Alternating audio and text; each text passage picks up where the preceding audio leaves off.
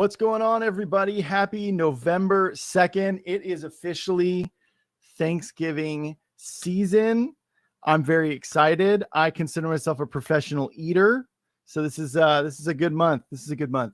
Especially the Thanksgiving desserts. You know what I'm saying? So everybody in the comments, everybody backstage, let me know what your favorite Thanksgiving dessert is. So mine, tiramisu, apple pie. Every year I make a tiramisu. It's a big, I don't want to brag, but it's pretty good. So everyone's like, oh, I make the best tiramisu. I'm like, but you haven't had mine. Trust me. So I'm very picky with tiramisu as well. So I'm excited. I'm very excited because food is fantastic. What's also fantastic has been this Understanding Your Dreams series that we've been doing. This is part 4 of 4. This is going to be all about live dream interpretation. So everyone that you see is going to be live on this. Awesome. You get to see in the moment all the stuff Cindy's been teaching. You get to see it applied right here. This is like the culmination of all that wealth of knowledge and revelation coming into just a focused point. So I can't wait to see it. It's going to be great. Just a reminder to everybody, this is not a numbered episode. This is part of a series, which means we do not convert these into podcasts. Not yet. We like to lighten the load with Mariah as much as we can, and so that's why we do it. So yeah, but tomorrow is a numbered episode, so you get to enjoy that. Okay, I'm just looking through my notes here before I move on. Yeah, like I said, this is going to be a live dream interpretation. So if anybody's watching who's like, whoa, this is the first episode I'm seeing. Whoa, I want my dream interpreted. The window for that has closed, unfortunately. These are all people that sent in their dreams prior. And we curated, a list, tried to get as many as we could fit in. And so maybe there'll be other opportunities. If this resonates with people, that we can do that. So let us know in the comments, especially after this is over, how you liked it. Maybe you learned some stuff. So we want to hear about that too. So also, before I finish everything else, if this is your first time watching, we stream to 4 glorious locations 5 days a week, Monday through Friday, on YouTube, Twitch, Facebook, and Rumble. Wherever you're watching this, there are links in the description to any of those other locations that you may prefer more than others.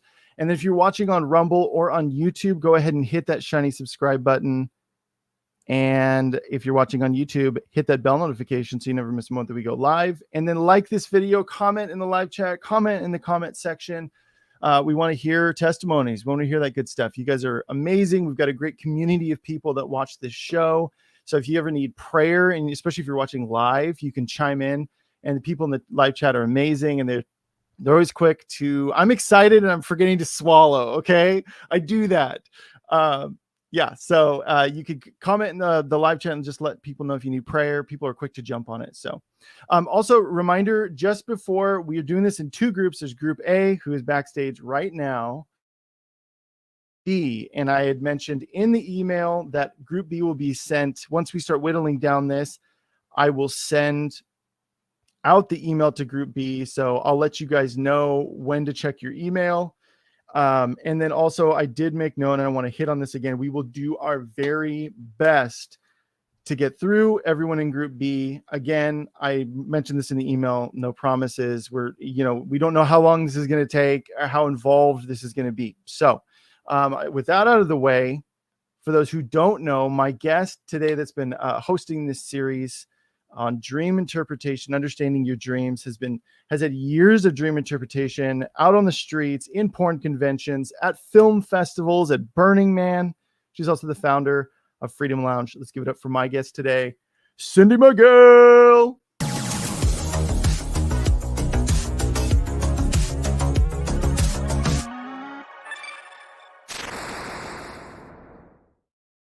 Cindy. Yeah. Hello. Welcome Hi. back for the final installment. I know. I'm sad. I know. It's weird. It went by so fast. Last week I was looking and I'm like, I cannot believe that it's already 4 episodes. Yeah. So I know. Yeah. Well, I'm really, really excited about today. I know this is something that you've done for years. And so I think we're ready to get this started. What about you? Okay. Yeah, let's do it. Okay, so let's bring in Macy. Hi, Macy. Hi. Okay. How are you? Good. Great. Welcome to the show. Thank you so much. Okay. So let's go ahead and go for it. I'm going to let you just tell the dream and then let Cindy do what she does. Okay. Okay. So I recently had a dream. I was in an unknown house, an unknown location with people that I didn't know. I didn't feel scared or threatened or anything, which is kind of unlike me. I'm pretty shy. And I had my son with me, and this stranger walked up to me, this woman and her son. And for whatever reason, one of them had a number 2 diaper. And she said that she would take both of the boys to the bathroom and change whichever one. So I let a stranger take my baby. And then I don't know if it was in my spirit or if I saw something maybe on a baby monitor. But I saw number 2 smeared all over the place. And I thought, that's gross and weird. I'm going to go check it out just to make sure everything's okay. So on my way to the bathroom, I see number 2 smeared all over the baseboard as well. So that really, I was like, oh my gosh, what's going on? And then when I get into the bathroom, smeared all over the bathroom floor, I'm going to try not to cry. This woman had my son in a tub full of water. He was blue and he was lifeless. She kept dunking her head underwater, I guess trying to pull water out of his mouth or his lungs. But every time, he was underwater and she wasn't bringing him up for air or anything. And so as soon as I saw that, I rushed over and I yanked him out of the tub and kind of started doing the same thing she did. I put my mouth on his nose and his mouth and tried to, I guess, start pulling water out. And the whole time in my dream, I was praying out loud and declaring life over him. Sure. And then once I looked down again, he was not in my hands. I was holding a little, like a little wooden box that in the corner had a little hole in it. And that was what I was trying to suck water out of. And then I woke up very fearful. Okay. So here's what I heard you say. You were in an unknown house with unknown people around. And so it's an unfamiliar place. You've never been there before. And a woman, again, a stranger with a child about the same age as your child, wanted to take your child into the bathroom and change diapers. The number 2 usually means witness, or it has something to do with unity, or it has something to do like that. I was thinking of actually Isaiah 22:22, because when I first started hearing you tell the story, I thought you're in a point of transition. And so whenever a transition is happening, there's fear that accompanies that or tries to come in immediately. And it has to do with your the generation of kids. It has to do with your child. It has to do with something that would try and, cause them not to fulfill their destiny. However, I believe that this is a dream about you, about your calling, about what you're going to be seeing and experiencing. You're going to be rescuing. You're going to be breathing life into a generation of young boys, little girls that feel that they've been endangered somehow, or they have not been cared for, or they've been, the purpose that was supposed to happen was a change of diaper. And as it turned out, it was a tub of water. And so they were trying to silence them or keep them from. And I feel like it's a calling dream for you. I think it has something to do with the transition that you're in right now, where you're going to be, God's always going to open your eyes. He's going to help you to see things that you don't normally see. And he's going to give you a rescue. I almost saw you like a lifeguard or having the big cross on your chest, like you're going to rescue a generation of young kids.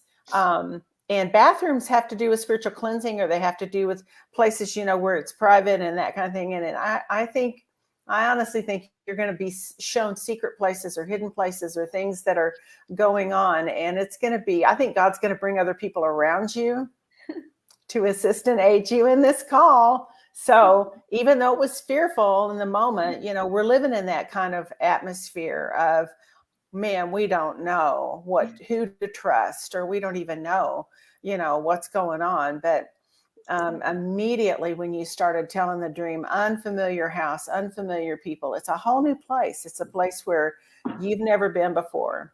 You've never lived before. So I don't see it as a fearful or negative dream. I don't see it as a destructive dream. I think that it's a calling dream on you. No, I've had about 3 dreams like that. Yep. So thank you, Cindy. So yeah, so it resonates on the inside of you. It does. Yeah. It really does. I think you're going to find more people with the same heart. That God is just almost like laying his heart over the hearts of people that are open to receive their assignment, especially as it pertains to the generations coming up. The kids. I'm ready for my assignment. Mm-hmm. That's awesome. Thank you. And we'll start praying into it. Allow God to give you direction and give you insight and give you hidden mysteries and secrets and things in places where you wouldn't normally look. Okay. But I think you're one of many that will be raised up in this time. Yeah. Thank you. I needed that. Yeah. Feeling better, Macy? So much better. Happy tears. Yay. I'm glad. Good. All right. Do you have any other questions before we let you go?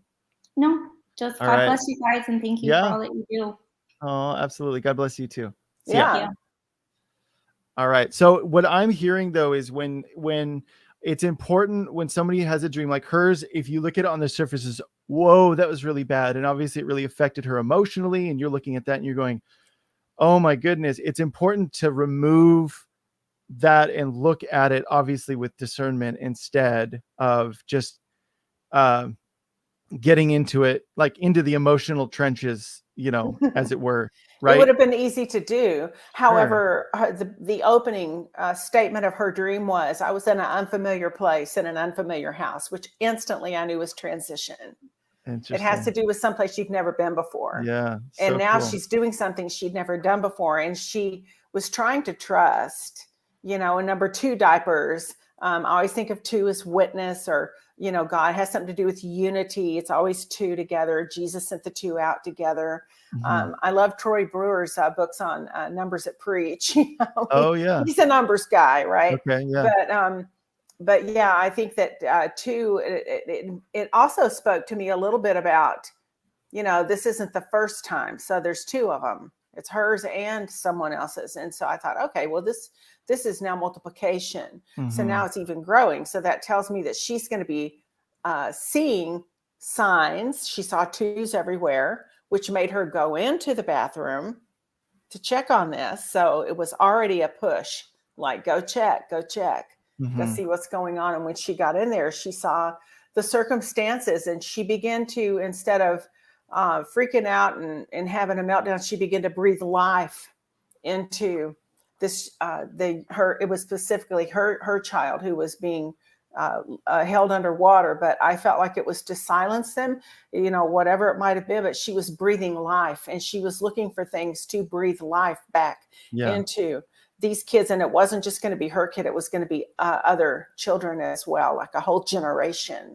of kids. Mm-hmm. Yeah. And when you gave that interpretation, I immediately felt like something shift. I was like, that's it. Yeah. So and cool. Bathrooms, bathrooms are places of spiritual cleansing, but they're also hidden places or places where other people don't normally accompany you. Yeah. Absolutely. In there. So, okay.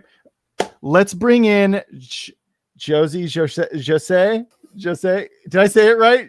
Yeah. Jose. Yeah. Jose. Mm-hmm. Okay. All right. You hail from Canada. Mm-hmm. Woot to all the Canadians watching. Woot woot. Okay. So why don't you tell us your dream? Yeah. So my dream started in my hometown. So I didn't want to continue my job anymore. And so I was outside when I had noticed 3 people who were standing in the winter outside. It was an older man with silver hair, a distant cousin of mine, and a coworker. And they were all wearing these blue silk robes, royal blue silk robes. And as they stood there, I had went up to them and I had asked them what they were doing. And they said that they were going to go and preach the word. And because they didn't have a church, so they were going to go in the streets and do it. So I had asked them if they had any education in doing this, and they said no. So I became extremely intrigued about joining them. So as I joined them and started following them, I then was wearing the same robe as them, and I also had a chair. And the chair was also covered in the same kind of material. And so when I started joining them, they started looking for streets to go and preach on. And I started to go and search for a street as well. And I had placed my chair down at the beginning of the street. And as I stood there, I had a bowl of green frozen grapes. And I was looking around and I saw a bunch of adults and kids. The adults were going to a different church and the kids were going out for recess. And so I'm like, okay, I might as well just go and try to round these guys out. So I placed the bowl of frozen grapes on the chair, and I started going for a walkabout to try to get them to come and listen to me. And as I got back to my street, God told me, and he specifically said this in my dream. He says he was upset about me leaving my fruit or his fruit alone and unsupervised. He said something in the context about leaving his glory unsupervised, but his grace is sufficient for me to correct what I've done and to pick them back up again. So I had picked up the grapes and then I began to eat them. And as soon as I began eating them, multiple kids and multiple people were coming up to us, and they grabbed all of our chairs and started bringing these chairs onto a baseball field. And they were going to go and build us a church. And so it wasn't really a church that they were building. It was a platform for us. And so the adults started hanging up a banner over this platform that said Foundlings on it. And it was a dark blue banner. And as we started walking towards this platform, it was only the silver-haired man, myself, and a coworker that were there. And the silver-haired man grabbed us under our arms, and he says, before we go to the platform to preach on, they want us to reenact the battle. And so he says, as soon as we get up to the platform, we must turn around and go and march down the field. And so we did. And there were people who were reenacting the opposition, and they were wearing night clothing. And as we were approaching them, they would start sticking their fingers up their nose or run away in fear. And that's where it ended. Interesting. And this is in the town you grew up in? No, it's actually a town that I've been in for a while now. Oh, okay. Yes, but it's right. a hometown now, I guess. And you said that the gray-haired man was a distant cousin. So the distant cousin was part of the group, but he ended up not being there anymore. All right. So the gray-haired man, I'm not sure who it was. Okay, so there were just the three of you. Yes, coworker, on the field. A silver-haired man, and you. Mm-hmm. And they had on royal blue, you said, robes or something like that. Mm-hmm. And so you were joining them, so that made you then have the same appearance. Yes. You had on the same type of thing. You had a chair. That's what you said, a chair. Then you had frozen grapes. Frozen has to do with preserving. It has to do with something that isn't that needs to thaw out, or it would not be readily edible. So it would have to be, because grapes aren't normally frozen. So it has something to do with fruit that had been preserved or something like that. Then you said that you got there and you saw people coming out of a church. You thought, well, I'll just go and round them up. And they started eating the grapes, apparently. I started eating the grapes. You started eating them. And so did the people eat them too? No. All right. So you started eating them. And then all of a sudden, all these people started coming and bringing chairs. And it was a field. You said it was a field. And then they said, we want to start you a church. Is that correct? And then you need to reenact the battle. And there was a banner, a dark blue banner, hanging over the platform. And I didn't hear what you said it was. Foundlers or Foundlings? Foundlings. Mm-hmm. Okay, so it had to do with original builders or something like that. Is that correct? The founders of something, or foundlings. What would foundlings be other than that? I mean, maybe you guys can look it up. Huh? Orphans? Yeah, Orphans? it's orphans. Yeah. Oh, okay. Well, there you go. Yeah. There you go. That Yeah. helps out. You're welcome. Yeah. My one contribution. Yeah. And they wanted you to reenact the battle. I think this has to do with a calling dream on you. I think it has to do with something that you have a desire. You'd ask these people, do you have any experience? Have you ever done this? Is something that you're familiar with doing? They said, no, we're just going to go do it. And then you became like uniformed like them. You became in line with them or somehow unified with them in the same color. Blue usually represents the prophetic. It can represent the prophetic or the false prophetic, depending on which way it goes, right? And then the fact that you had fruit, but it was frozen. I believe that there's a timing involved with this. And I think it has to do with people that have an orphan spirit now. And people are going to come out of the woodwork because they're desiring some sort of belonging. They want to belong. That's why they wanted to build you a church. They wanted you to reenact this battle, whatever that battle was. I'm assuming that it has to do with the warfare that went on that created this, type of an orphan spirit, or where they didn't have family, they didn't have connection, they didn't have anything. And you guys were marching about the field. And I think it has to do with you getting connected with who they really are, like who they really feel like they are, so that you're able to minister to them, you're able to understand them, you're able to have substance for them spiritual substance for them to eat, where they can grow, where they feel a place of belonging. I think you're not alone in this. I believe this is kind of where the church is right now. It's like there's so many orphan spirits running around out there. And the fact that it was a dark blue banner over the stage, and now that I know what that means, it's advertising, come here. In other words, we will take you, we will keep you, we will bring you into a community or a family where you've got safety, where you can have food, where you can have fruit. It's been preserved. It's been, you started eating it. So that tells me that you were testing it to see also, is this good fruit? Is this bad fruit? Is it edible? Is it able to satisfy, or something like that? So I wonder if it doesn't have something to do with a ministry that you'll be involved in at some point. A gray-haired older man usually represents a generation.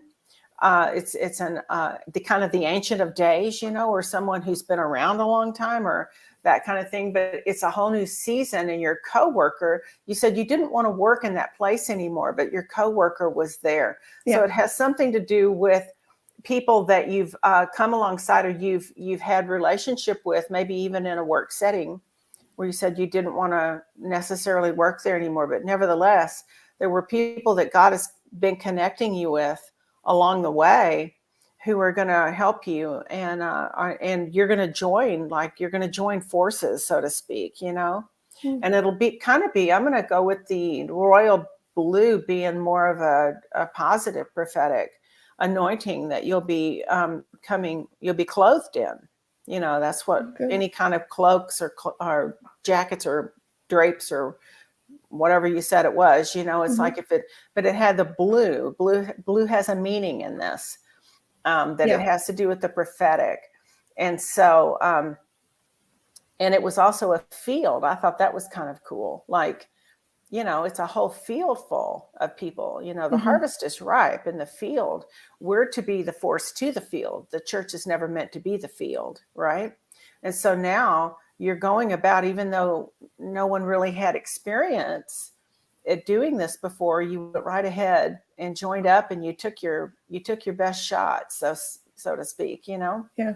So I like it. I think it's something that you're going to find to be very satisfying. And I think you're going to find yourself, it'll be an anointing that'll come on you that will give you the ability to function well, as it pertains to the orphan spirits and people that are just, that just don't know where they go and where they belong, and they haven't fit in.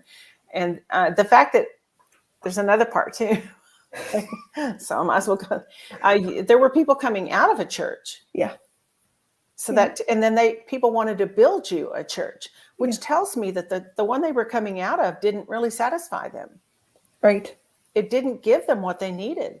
And so now they're wanting to build something that gives them fruit, that will have fruit, that will have placement, that will have, they feel comfortable with you. They feel enough comfort to even bring their own chairs. Mhm. They're even providing their own comfort, their own seating. Like, you don't have to work. I'm going to come because I trust you, and I want to be a part of what you're doing, kind of thing. So, wow, yeah. that's great. How's that set with you? It sets actually really well. This dream it's an older dream, and I have not been able to get any, like, God has been giving me glimpse here and there. So foundlings, I didn't even know that was an actual term. Yeah, well, me either. Yeah, until August of this year, where it's a found orphaned. Okay. So I had no idea that was an actual thing, and Yeah. so he's been, and the frozen grapes as well. That's something else that he's told me. I think it was like last month, anyways, where it's preserved. It's a preserved fruit, and you exactly got it right on. So yeah, it absolutely resonates with me for sure. That's cool. Yeah. It's a really cool dream. I like it that it represents the generations too. And I think maybe your co-worker could be someone who co-labors with you. You know what I'm saying? Like, it's kind of a play on words a little bit. Well, actually, yeah, she was my partner. Well, so yeah, that makes sense. Yeah. There we So go. it's going to be a good field for you to enter into, and people will come and they're going to have, God's going to clothe you with what you need in order to minister to them or be available to them for spiritual guidance and help in the coming days. So yeah, that's great. Thank you so much. Yeah, absolutely. Yeah. Any more questions? No, I'm good. Thanks. Yeah, absolutely. Thanks for coming on. See ya. Yeah, that's cool. So the silver-haired man, I was like, oh, is that an angel, or is that so typically like an older individual represents generations? In this case, I think it did, because it was also a co-worker. Yeah. So I was kind of looking at the stair steps here, and it could have been an angel, but the fact that it was someone who I think also had the same call, but they just hadn't known what to do, because that was the next thing. Have you ever done this before? Yeah. Do you know how to navigate this? And then it turned into a field. And honestly, I'm going to just say, I think most of us are there. We've never navigated this field before. We haven't had this many people with orphan spirits. Oh, I could absolutely relate. Like when that aspect, I was like, well, you're in good company. Yeah, really right. are. Yeah. And it was a huge, dark blue banner that was announcing foundlings, like, come here. And it was a platform. So they already had a place for them to deliver messages or to deliver a message. And blue, again, represents prophetic most often. It can either be prophetic or it can be depression, because, when you're blue or you're down, it has to do with feeling down or blue. It's just, and I think it was pretty obvious, like with this one, the interpretation that it's actually it was a positive thing, not a negative, like the blue. It wasn't like, to me, when you said that, I was like, yeah, that definitely resonated even with me. So yeah. So it's a good dream. I think she's just one of many. Yeah. This is why I love it, because it's almost like one dream speaks for 1,000 people, because there'll be other people that go, oh my gosh, I've had something similar, but I didn't, different symbols or different maybe colors or different things like that, but still the same message. It's like calling, like, here, look what you've got. Look what's up. Look what's coming. Right. And it's coming out of the field. Yeah. I mean, so yeah, I think even with her dream too, one other thing that, could be a takeaway is it very much the bridging of generations, because she had her, who's a younger individual, and she had someone who was, more advanced in years, but they were working together to do something. And I think that's really on God's heart. It's multiple denominations, it's multiple generations, all working together and facing the same direction. So I thought it was really cool. Yeah. So, all right, Cindy, let's bring in Rachel. Hey, Rachel. Hello. Welcome to the show. So there's a slight delay in what I say and what you say. Thank I'm you. just going to let you tell your dream. Okay. So in my dream, I heard the words, "This is faith without God, and I will be with you." I slowly sat down on what looked like playground equipment, like a really tiny version of the boat carnival ride. It started rocking back and forth. I was wearing my glasses, and a little girl would put her finger on my glasses when I went by. I would slowly move her arm away, but then she would do it again. Then after that, I just woke up at 3:45 a.m. That was it. So you heard the words, this is faith without God. And then what was the next part? It's faith without God, and I will be with you. I will be with you. I will be with you. Yeah, heard it. Faith doesn't really operate apart from God. So what I'm wondering is, this is going to be one of those dreams I'm going to flip. I think that it has to do, anytime you see playgrounds or you see anything like that, and especially in this case, it was a little child. It has to do with innocence. It has to do with childlikeness, being childlike, and it requires growth. It requires things to grow up and mature and to come into place. The fact that the little girl, you were there, were you an adult in this dream? And the little girl put her finger on your glasses as an adult? Yeah, I believe I was an adult. Okay. And glasses represent your ability to see. And faith is a substance of things hoped for and evidence of things yet not seen. And so I think what's happening is there's a growth period that's coming in you. Okay. So this has to do, you were an adult, you were observing in this dream, but you were seeing something. And in the beginning, it says, this is faith without God, but I will be with you.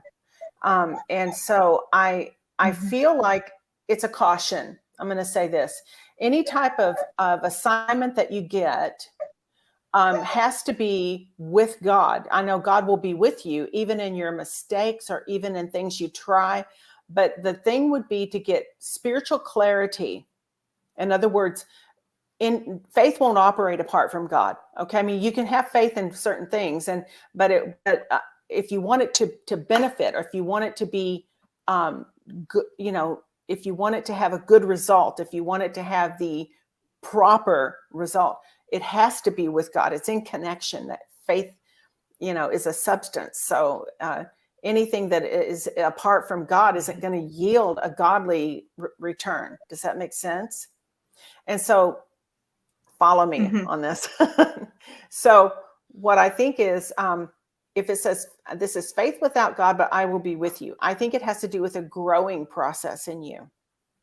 I think it has to do with a growing process of God teaching you about have the faith of God. In other words, you have to have God. You have to have faith in God and have the faith of God in order for it to produce the right fruit or the outcome. Okay. The playground has to do with innocence or childlikeness. And putting a finger on your glasses has to do with obscuring your vision, and then I don't know what you did after that when they put it on your glasses, but a fingerprint usually on glasses, you need to scrub it off or get it cleaned off, right? Because it's obscuring your vision or your ability to see. And so I believe this has to do with you're in a growth place right now where God's teaching you how to have the faith of God and how to be able to walk by faith according to God. And, there's a lot of things people can do. There's a lot of really good things people can do. But if it's apart from God, it's not going to yield a God result. I mean, it will. God will be with you, but he's going to train you and teach you in the way you should go. Does that make sense? Like, in other words, you can do all kinds of things, but if we're not doing it according to his plan, according to the faith of God, it won't have the God result that he intends for us to do. So, I think I'm gonna go with that because it was so very clear. This is faith without God, but I will be with you. And I think that God wants to flip that around and teach you how to have faith in God and that God is also with you. So, and it's a growth period. That's why you were on a playground. Yeah. And did you say it was a little girl or a little boy on the playground? A little girl. A little girl. So it could have represented you. Yes. Could have represented you as a child, learning to grow.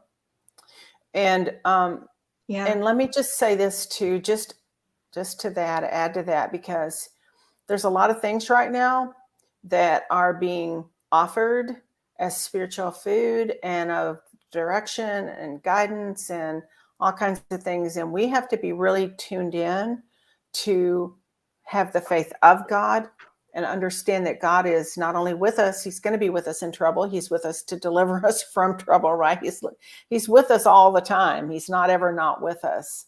But we want to be able to grow in him to where everything we do now is because we're instructed by his hand to do it. He's given us the counsel and the wisdom to know how to do it.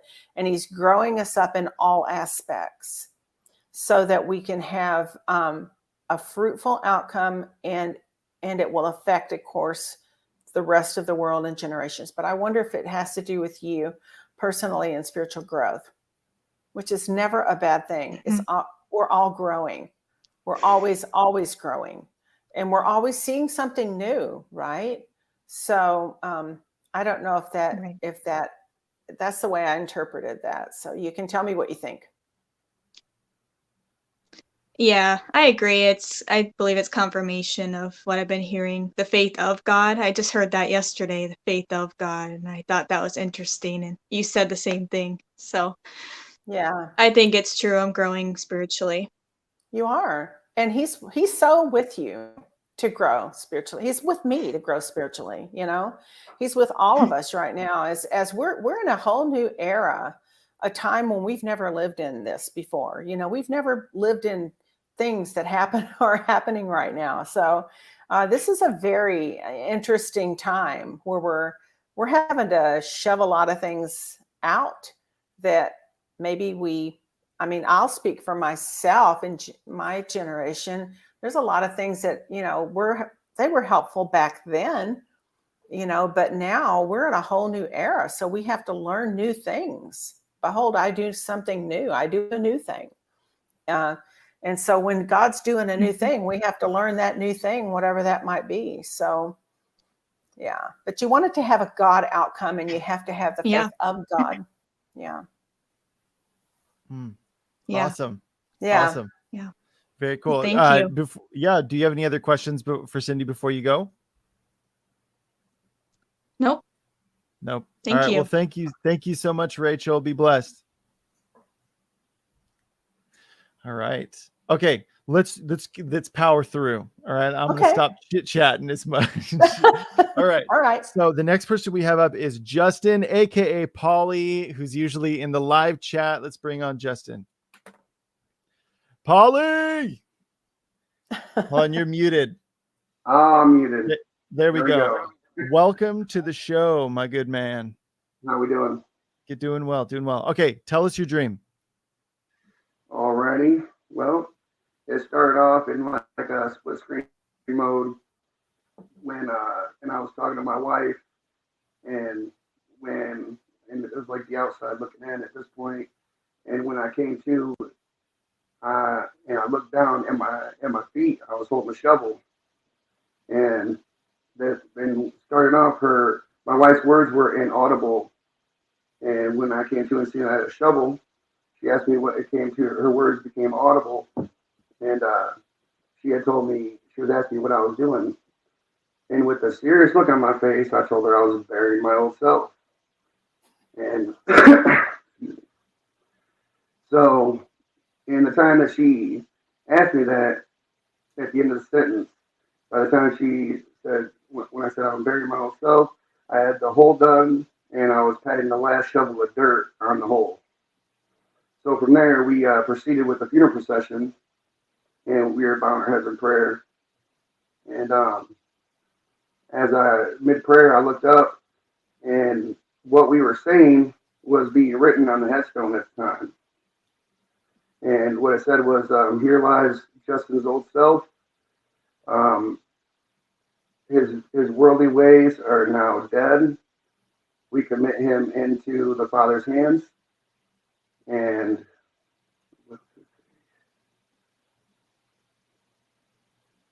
I think that was it. But anyways, once that was said, I opened my eyes from prayer and I thought I had woke up.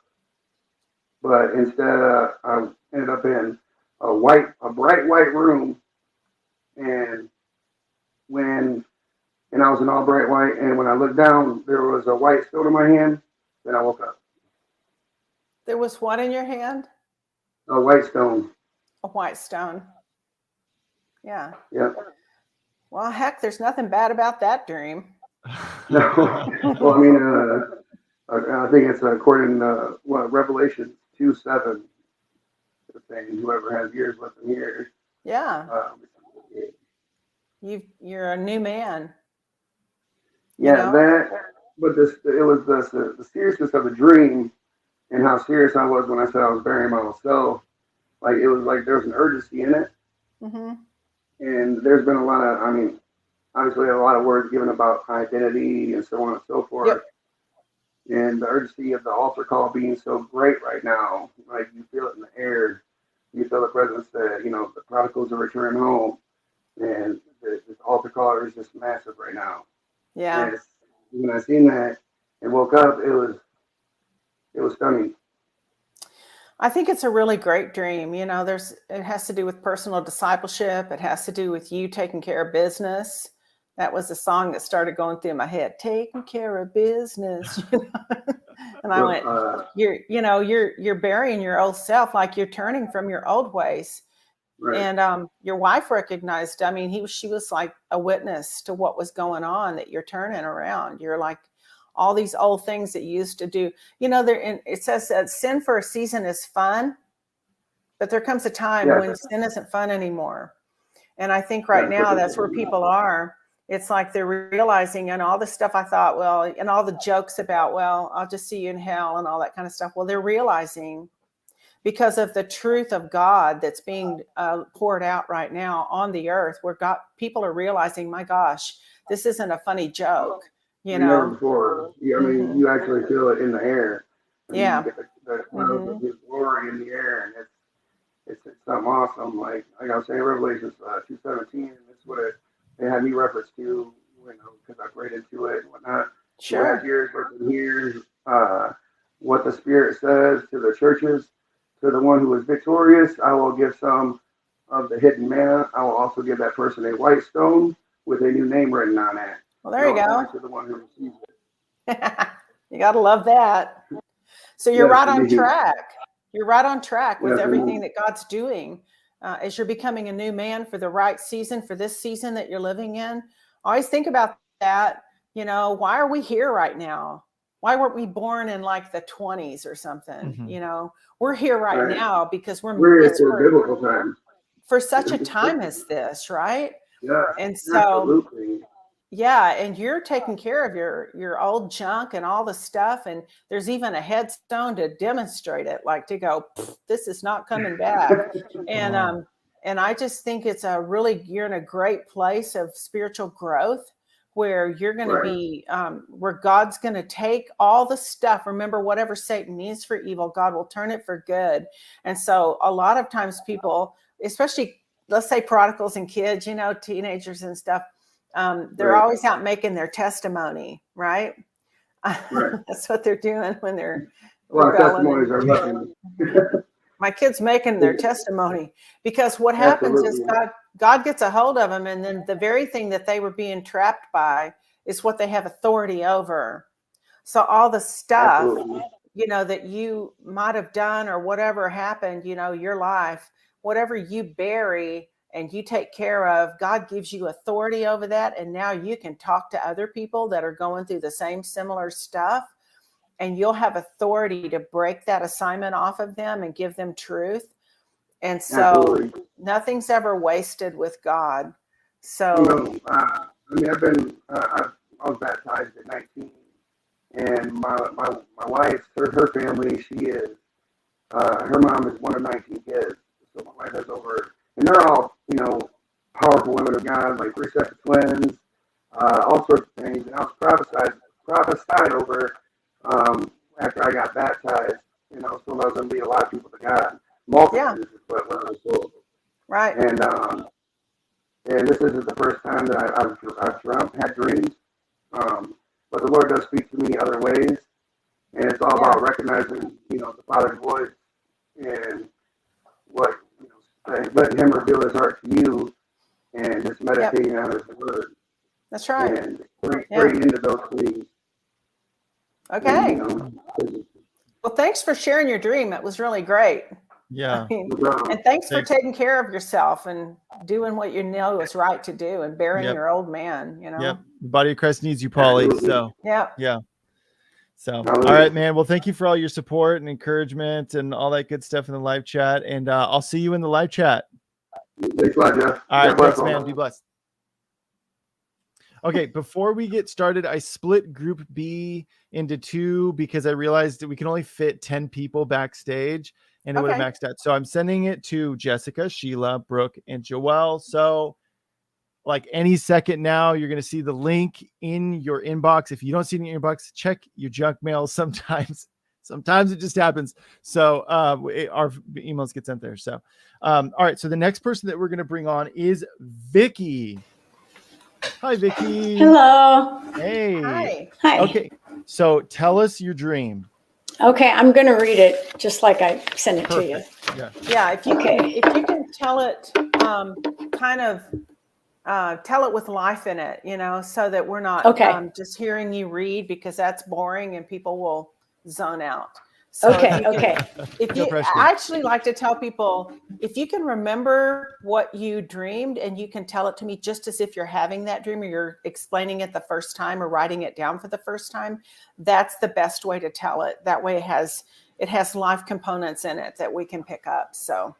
Okay. Yeah. Well, I don't remember stuff well. So, okay. I had a quick glimpse of Nick Pearson.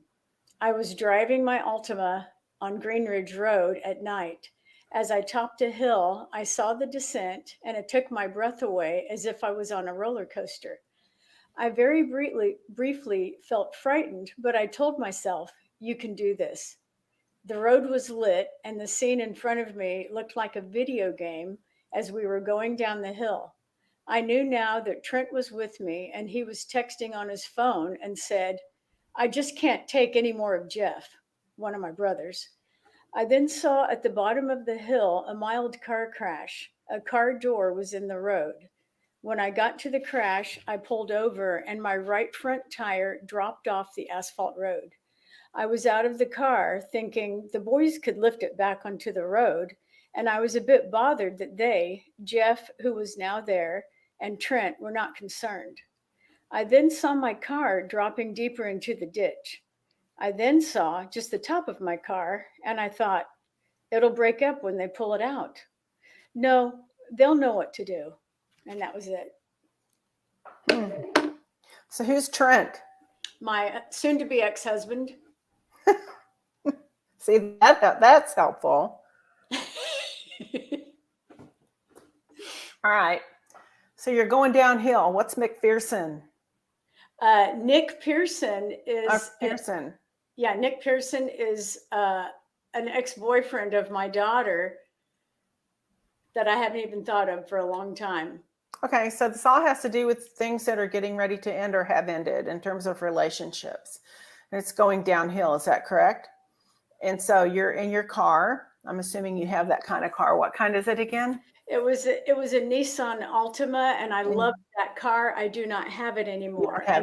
It was fast, and I miss it. You can get another one, you know. Well, I kind of think it has to do with things going downhill. In other words, coming to an end and things that could have possibly jeopardized your life as it pertains to people in the life or in your life or your family's life in this case, it's something that would have caused you to have a bad outcome in terms of you said a wreck at the bottom of a hill and you saw a car door and then your car was going down and then one wheel went off and it went in a ditch. And then you were thinking, you know, if it keeps going, then I can get the boys, whoever that is, I'm assuming your sons, to lift it up. out of a ditch, right?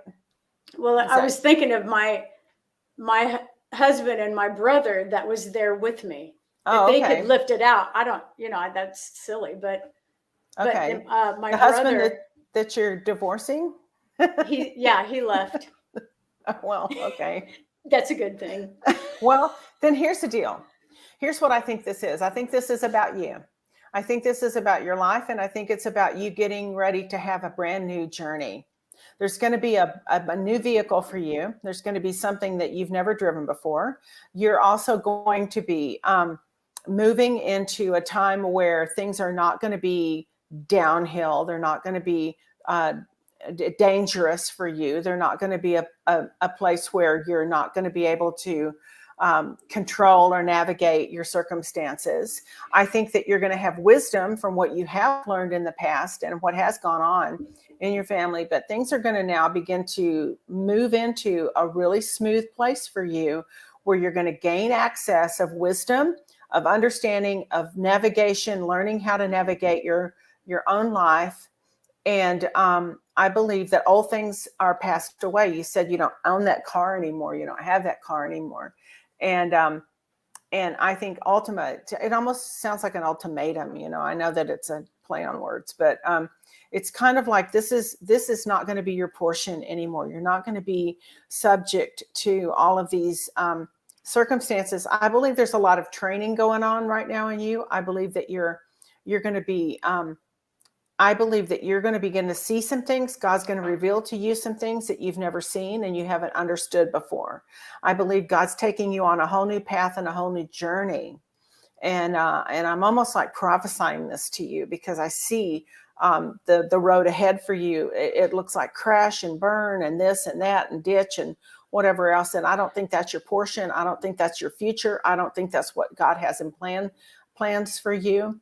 And I believe that things are going to begin to be very clear. I also think you're going to deal with some things that could potentially cause you to maybe, have, it could have come to shipwreck. Okay. So I believe that things are going to really straighten out for you in the days ahead. Yeah. So anytime you have a dream like that, that's so like, okay, this past thing, that past thing, this past car, that past husband, that past boyfriend, that past, whatever. Well, that's just what it is. It's in the past, it's behind you. It's not something future. It's something past.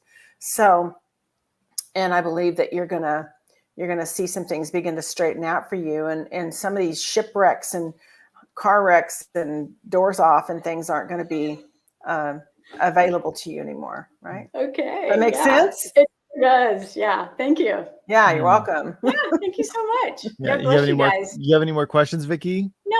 Well, may you get a new Nissan Altima in Jesus' name. Oh, thank There you you. go. I Or receive something it. better. Maybe something better. Yeah. Yeah. Okay. So, all right. Okay, See you, great. All right, Vicky. thanks, Bye. guys.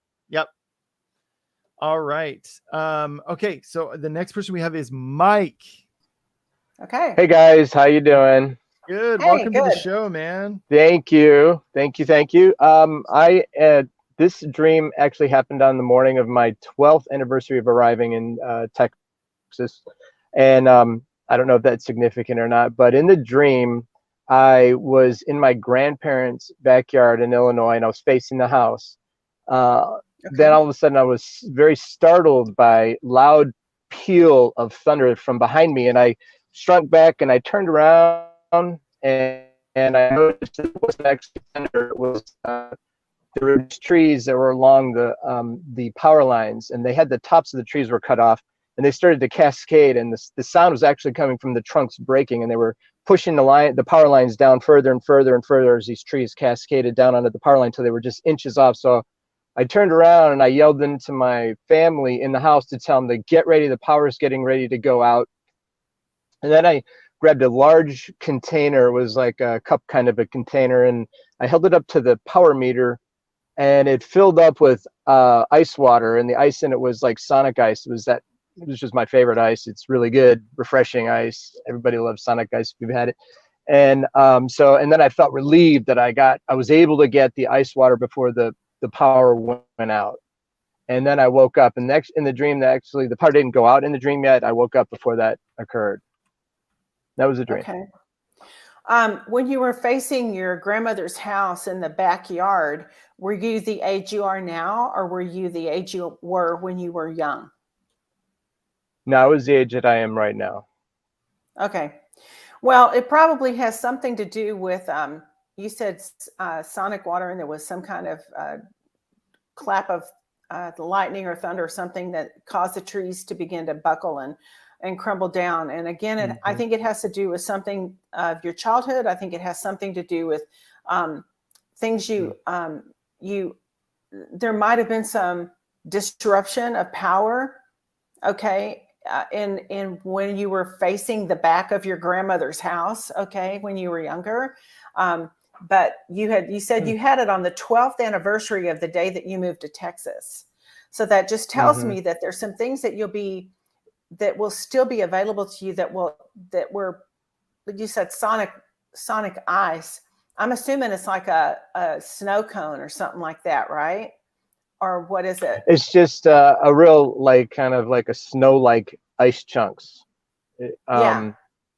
And it was like, was kind of a refreshing, it's just, you know, yeah, a fun thing to eat. It's regular ice. And right. Well, I think it has to do with some things that will kind of like treats. Okay, why you have to say this? Why this and not that? Right? Why was it sonic ice and not a hot dog? You know, or why was it? Because you probably really enjoyed that when you were younger, and you said it was in Southern Illinois, so that has to do with a lot of icy weathers. Stormy weather a lot of times. Too. So, and I think that I think it's because it was on the year of your 12th anniversary of moving to Texas. I believe that it's a new season for you. I think that you're still going to draw from the past some things that were very delightful for you, even though you've moved, even though you've transitioned, and there's going to be some wonderful things that are going to be only for you. It's almost like God's going to show you his goodness, and he's going to show you that he's been with you all along, and he's going to treat you to things that you enjoyed even when you were younger. And it has to do with you, at the time that you were, even possibly from past, not just your grandmother, but because you were in the backyard, those usually have to do with past things. So I just think it has to do with some things that are really going to surprise you in a very good way, kind of like treats or some really sweet things that are going to come your direction. And oftentimes it has to do with inheritance as well. So, so I just kind of think it's going to be and you were trying to get to the people in your fam and go, hey, the power's going to go off, and I thought, well, that might have been the situation then, but it's not going to be the situation now. If anything, when the power goes off, it's just going to come back even stronger. So now you're looking at a pretty big, powerful, recognition of, and you said you held something up. I wanted to get that part. You held something up to the box or something? It was a large cup, kind of a container, onto the power meter, and then it filled from the power meter. It filled up with the ice water. I think it's all good. Yeah. I think you're just going to get ready for some dynamite power, some power you've never seen before. That's really good. That's really good. So good. I don't think it's a bad dream. That's good. Sometimes it's hard to tell if you're dealing with a macro thing or a personal thing. So if the power is getting ready to go out, is it like that kind of thing, or is it, how much does it relate to personal versus something that could be happening on a grander scale type of thing? Well, the personal would be your sonic ice. Right. That's you. That's personal. So yeah, it could be a grander thing too, but for you, that's what this is. And then again, it was your grandmother's house, and it was you were facing the back of the house, in the backyard. So everything had to do with something past for you. Yeah. Yeah. So and I want to just tell you too that we're working through, not really from my grandparents, but it's my we're dealing with state stuff right now. You said inheritance it's all in process right now. And when you said that, it's like that is exactly what we're in the process of doing right now as well. So you were right on with that. An inheritance. Is that what Very you good. said? An inheritance? Yes, exactly. Yeah. Yep. There you go. Mhm. Yeah. Yep. It's So awesome. see, you kind of have to put it all together and go, okay, why were you in the back of the house and not the front of the house, you know? And why was the power? What does the power have to do with anything, you know? And so Right. if it's going off, it's because it's getting ready to come back on. And then what was this sonic ice? Well, you enjoyed that as a kid, you know? So all these things have to do with things that are going to come back and revisit you or bring you some treats or bring you something, and inheritance could be one of them, you know, because it was your grandmother's house. And you also want to contrast that. Why was it your grandmother's house and not your school or you know, the house, whatever? It was your grandmother's house. So it has to do with family inheritance. And you were trying to tell them, hey, the power's going off. So anyway, I think it's all good. And so then you just confirmed it, that it was an inheritance kind of thing. So I like those kind of dreams. Yeah. Thank you for sharing that. Appreciate it very much. Yeah, you're welcome. Yep. Awesome. All right. And thanks, Mike. And do you have any other questions before I let you go? Nope. That's it. Awesome. And you can even watch the replay too if you need to soak up more. Yeah. Yep. Just marinate in it for sure. Thank you guys. Absolutely. Appreciate it. Absolutely. Yeah. Have a good one. All right. All right. So I am going to send out sorry, everybody, if I look distracted. I'm not, but we're trying to solve some technical issues behind the scenes and just trying to act natural. So I'm sending out 2 more links to James and Roslyn. Again, just a disclaimer, we're going to do our best to get through these, but you know, so check your email because it's on. I think we're doing pretty good on time, don't you? Yeah, I think we are. I think we can do it. It's only 6 more people, so only 6 more. Only 6 more. Yeah, I mean, you're the one that's got to bear the weight of it. So, all right. So we're gonna bring in Jessica next. Right here. Jessica. Hi, Jessica. Welcome to the show. I'm at church and I was taking care of kiddos. That's okay. My kiddos. Hi. Yeah. Hi. Welcome to the show. Okay, tell us your dream. Okay, I actually sent in 2. One was the other night, real quick, and then one was from when I was little. Do you have a preference? You can tell both, I guess. Which one impacted you the most? I would say the one when I was little because I still remember it, and I don't have a great memory. Okay, so let's do that. Yeah. So the dream was I was laying in my bed, the bed I had at the time. And there was a wall unit, an AC wall unit in the wall, and it was about to fall on me. Excuse me. I felt very terrified. I'm sorry. And right before it fell on me, I was then immediately right outside the house and with my mom, and again, felt fear. And we looked up, and the AC unit, you know, the one that's like in the windows, it was up on the power line going into the house, teetering like it was about to fall. And I started running to go find help. And that's where the dream ended. But when y'all were talking about doing live and dream interpretation, I really feel like God brought that back to my memory, and every now and then I'll think about that. Okay. Sorry, I started coughing, so no, I'm sorry. It's okay. Let her rip, Cindy. Yeah, let it go. Yeah. So you're talking about a window air conditioning unit, is that correct? And how old were you when you had this dream? 7 or 8. Okay. And you thought it was going to fall down on you. Is that correct? Yes. Did you have, when you were younger, a window air conditioning unit? Yeah, I think there was actually one there. I mean, that was real, that it was in my room and my bed was sort of under it. Okay.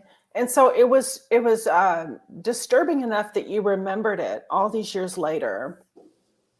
And then you thought, it's going to fall on you, and then you thought it was going to fall out the window or something like that. You were looking for someone to help so that it didn't fall. Is that correct?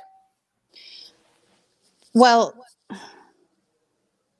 it was like I got transported outside the house before it fell on me, because it was like the kind that's in a window, but in reality, it had been walled up. So, I mean, it was very secure.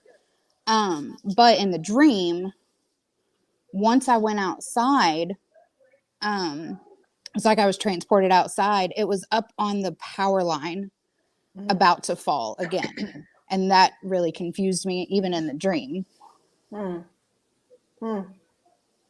Well, I think it has to do with, air conditioning units are usually something of comfort to cool you down in a time of a lot of heat, like what, people have in the hotter states, Texas. And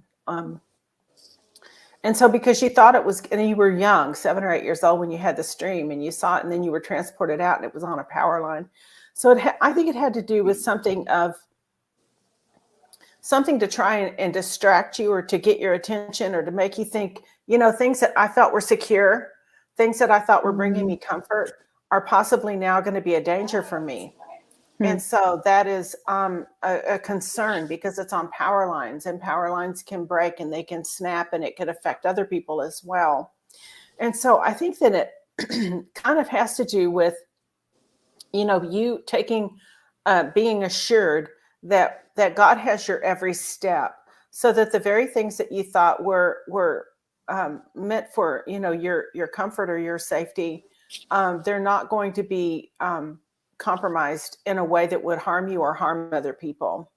And so I just feel like maybe, oftentimes these kinds of dreams will start to come when you're developing.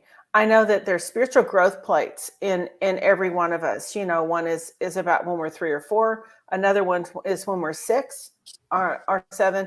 Another one is when we're 12. Another one is when we're 15 or 16. And then there's the 20s, And so it happened at a time when it seemed like to me that you were in a spiritual growth time. And I feel like that it has to do with things of comfort. It has to do with things of cooling you down, or giving you, because why, again, you have to do the contrasting on these kinds of things. Why was it an air conditioning unit and not a refrigerator, or a fan in the room, that kind of thing? Like, why was it that? It's because it was, and also air conditioning units are usually,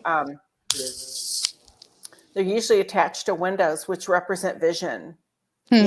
Places that you can see out, and places that you can see out. So that's what windows represent, is something that you can see into and see out of. So it gives you a window into another part or another thing. And you said you were transported outside the house. So that tells me that it has to do with your future.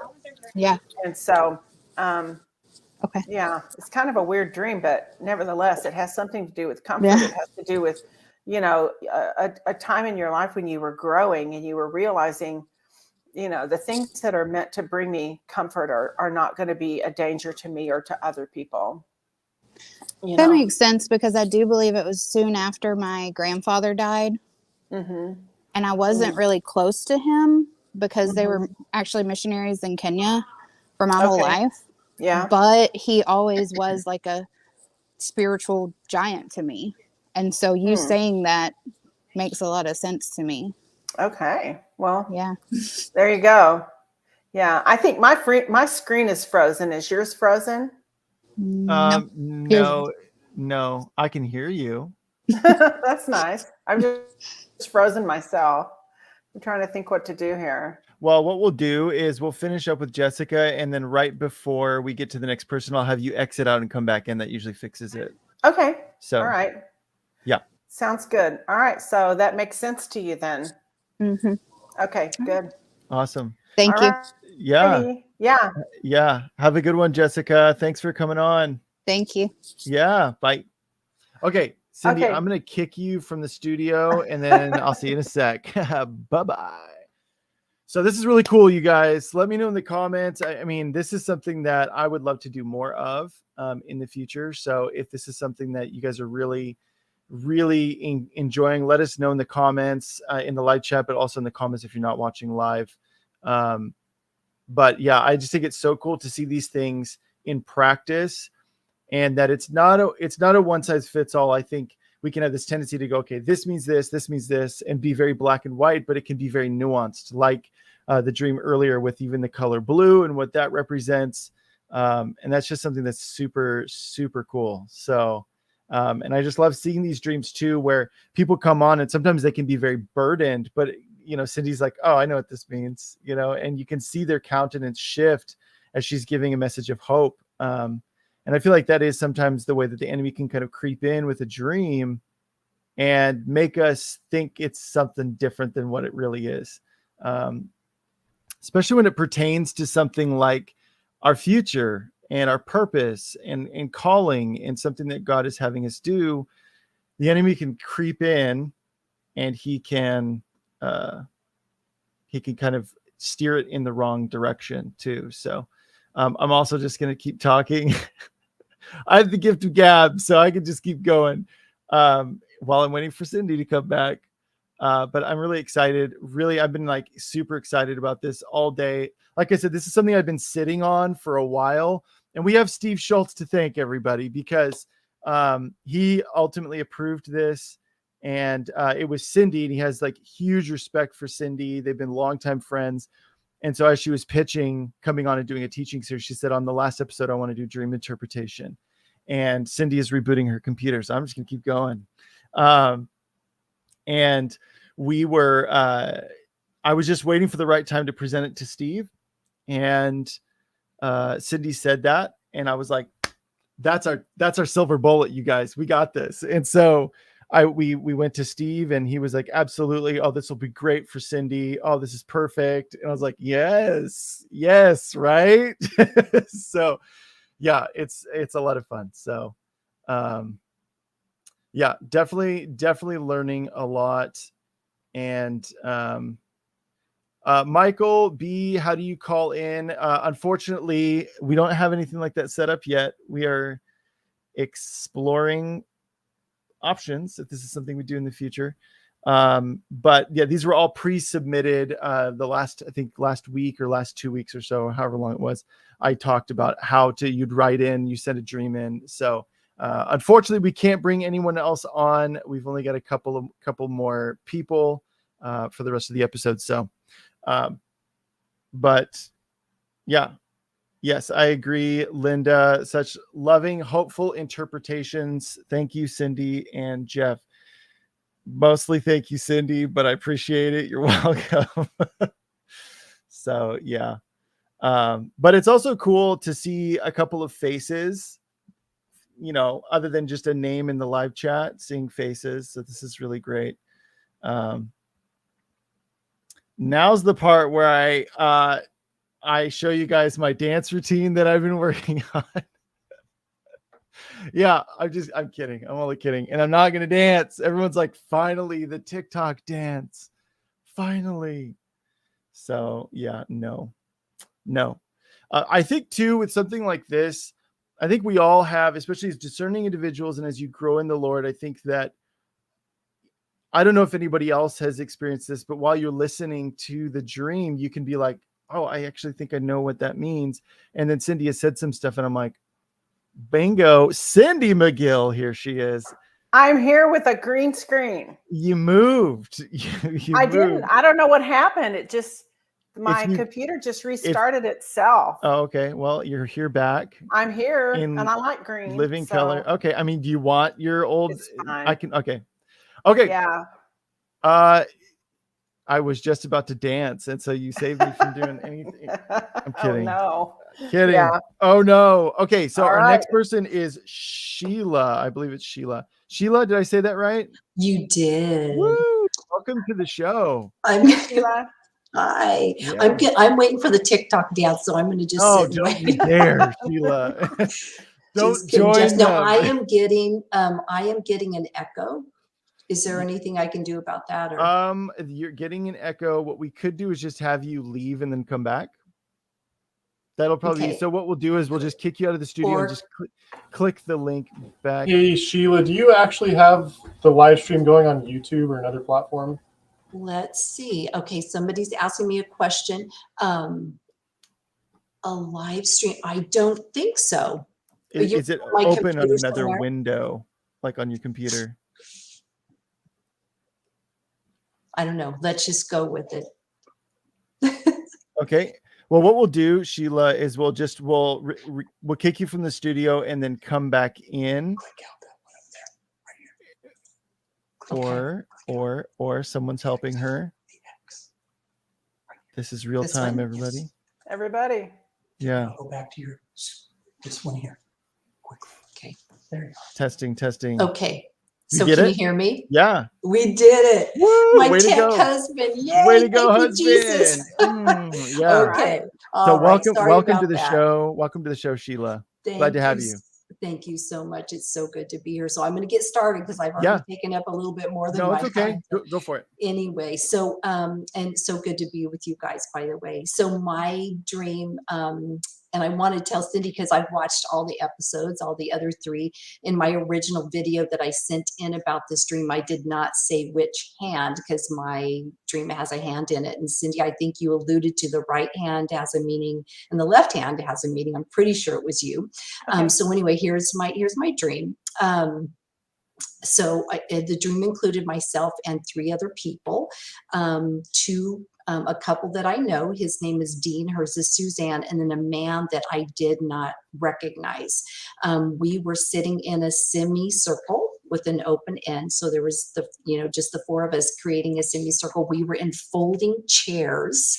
And suddenly I looked across at Dean. So there's me, there's myself. I'm closest to Suzanne.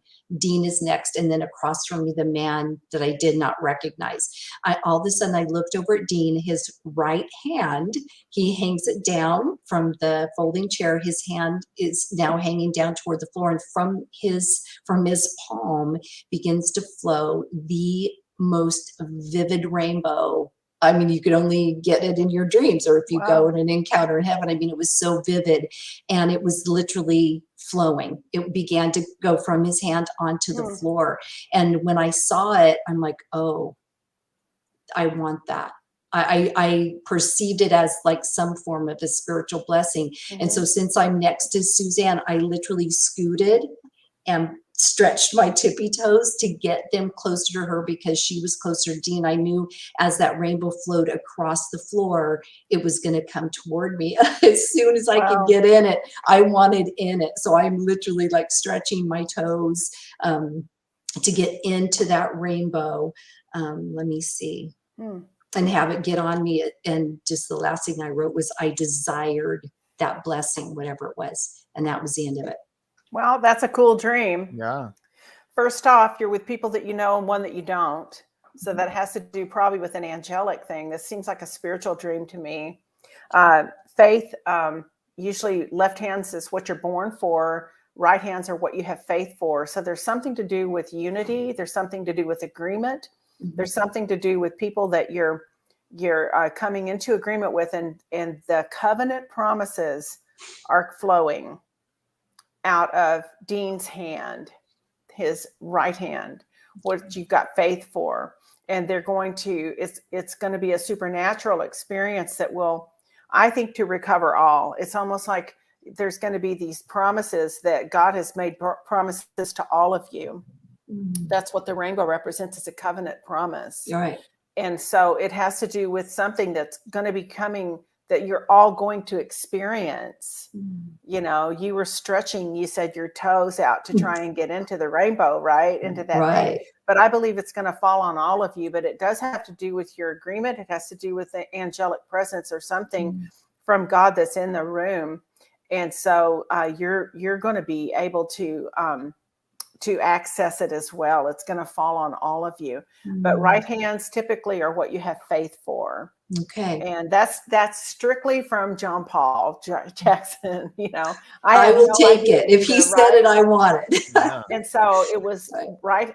left hands are what you're born for, what you're Okay. made to do, and right hands are usually what you have faith for. Gotcha. And And his so- right hand was next to that unknown guide. So that angelic, Yeah. that he was, that arm was hanging down, and then right next to him was that man that Yeah. I didn't recognize. So Yeah. anyway. So it'll be maybe things you prayed for and things you didn't. So maybe there'll be some, promises that God has in store for all of you that you just haven't even come into or seen yet, that kind of thing. So I think it's great. I think it's a great dream, and you're in a semicircle, so it was open, and it wasn't, all the way, it wasn't closed up. You weren't, Right. There was room to move, Gotcha. And Gotcha. so, yeah. Yeah, I've tried to dissect it because I'm on the open end, the angel's on the open end. So I will just continue to ask, ask the Lord about it. I think it's going to be for all of us. I think things are going to really start to happen. There's a lot of angelic activity happening right now.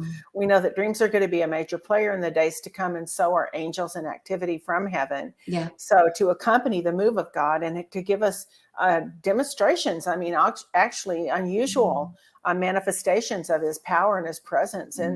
And so this is going to be something, and it's also a redemptive thing because the rainbow's tried to be stolen. It's so true. It's going to be a redemptive thing where God's going to bring it right back into what it was meant for, and that's a covenant promise from him. Beautiful. Yeah. Beautiful. Thank What you, a cool Cindy. dream. Yeah, it's a great dream. I still want to get my feet in, and I want to dive in. Yeah. Go in. Just So, get it all in. Go sit slide on in. in. Slide on in. Amen. Amen. Thank you so much. Absolutely. Yeah, you're welcome. Yeah, thanks for coming on, Sheila. Yes, God bless you both. Give Steve a hug for me. Oh, I will in spirit. Or next time I'll try and remember to get one from him. Yeah. So, okay. So next we have Brooke. We got Brooke. Brooke, hi. Where's your reindeer onesie? You had a reindeer. You remembered me. You shouldn't expose me. Like welcome that. to the show. I'm glad you can make it on. Yeah. Okay. Do you want me to start? Yeah, go for it. Okay. So my dream was in Hawaii. And I had saw my brother and his friends. They were sitting at a picnic table under a pavilion. And my brother's name is Joshua, if that means anything. I was calling for my brother and I was telling him to come here, but his friends were embarrassed and they had told me to go. And so I went to work, and I guess I worked at I know I worked at a grocery store, but I don't right now. So and I turned around and my work was right there, and there was a row of several grocery stores, and they were all lined up next to each other, and they were all like clean produce, like not junky grocery stores, if that means something. And then my job was a delivery driver, and so I was supposed to like pick up groceries and then go deliver them. And then there was a line of semi trucks, so the semi trucks were the ones who delivered it, and they were coming and going, but I noticed one in particular, and it was golden, and the front of the semi was like an old lady, if that makes, I don't know how to explain that really, but, and the cargo part was a huge banana, and it was so big. It was sturdy, but I wanted, naturally in the dream, I was like, oh my gosh, the banana, like, and it was unpeeled, by the way. And I was like, oh my gosh, the banana's gonna fall because it was so ripe. And so I had went and I was taking some off so that when she delivered it, it didn't fall, and I started eating it. And then someone had told me, I don't know where the semi truck went, but they had told me to go deliver that banana. And on the way to deliver it, I didn't last long. I had just eaten it all. And then I had realized that I had eaten it all, and all I had left was a brown banana peel. But originally it was unpeeled, so I don't know about that. And then I didn't know what to do after that, so I went back to my brother and his friends, and they allowed me to speak to them this time. And they were talking about a massive earthquake on another island. And they had asked me if I had heard about it or felt it. And there was lightning involved. And I had told them that I didn't even hear about it or feel it. And they were surprised about it because it was so big. And then I woke up. So do you live in Hawaii? No, I live in Okay. Oklahoma right now. So Okay. So did you feel like you were on a vacation, or that this is just something that, just a, no. or did you feel like this was your home, or? Yes. So I knew I had moved there, but Okay. also I didn't know, like I had never seen it before or anything, but I knew I'd worked at a grocery store and I knew that I lived there. So everything was new. Okay. So, usually grocery stores and especially you said the truck that looked like an old woman and then a banana on the back. Yeah. All of that speaks of provision. Mm-hmm. It speaks of spiritual food and spiritual provision.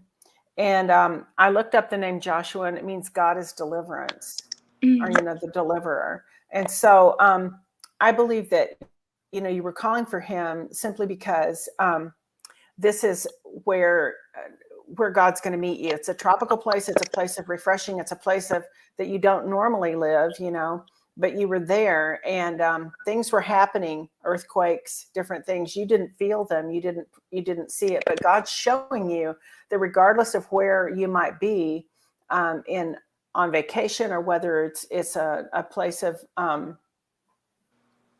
just, I don't know, just maybe, you were working. Okay. So you were trying to get a hold of your brother. You were working at a grocery store. So that has to do with spiritual provision. It has to do with you being able to be spiritually fed. And this huge, I just want to address this truck that's supposed to be like an old woman. Looked like the front of it was an old woman with a banana. It was peeled. Yeah. So that tells me that it's ready, like it's all ready. There's nothing that you have to work for, nothing that you're going to have to work for in order to do it. And I wonder if it doesn't have to do with, like generationally stored up for you, similar to what you would see in an attic or something like that. Like, attics are spiritually stored things from generations past. And I wonder about that because it was an old woman. You have to say, well, why was it an old woman and not, like a donkey or so it has to do with some kind of probably ancestral things like that, but again, you weren't going to have to work for it. It was already going to be there for you. And your brother was there. At first they wouldn't listen to you. Then they did when there was something life-threatening happening. And I believe that you're looking at God taking care of you. God is deliverance. He is delivering you. He's going to make sure that you're covered, that you're taken care of, that you don't feel the effect of things that might come. You said they said it was an earthquake from another island, and it was so huge that everyone felt it but you. Yeah. You're the only one that didn't feel it, right? Yeah. So I think that it has to do with God's divine protection over you and his deliverance over you. And the fact that you might be working now, but there's going to be things that'll come your way that will satisfy you spiritually that you don't have to work for. Yeah. Yeah. Yeah. That sounds so good. I've been praying about it. So yeah. Yeah.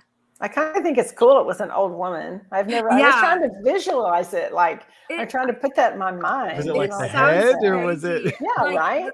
The part of the semi, I don't even know what you call it, just the front was a huge like head. Where the engine is. Yes. And then the white cargo box was just a banana, and it was so big. And I was just like, why did I dream about that? Like, I love it. It was crazy.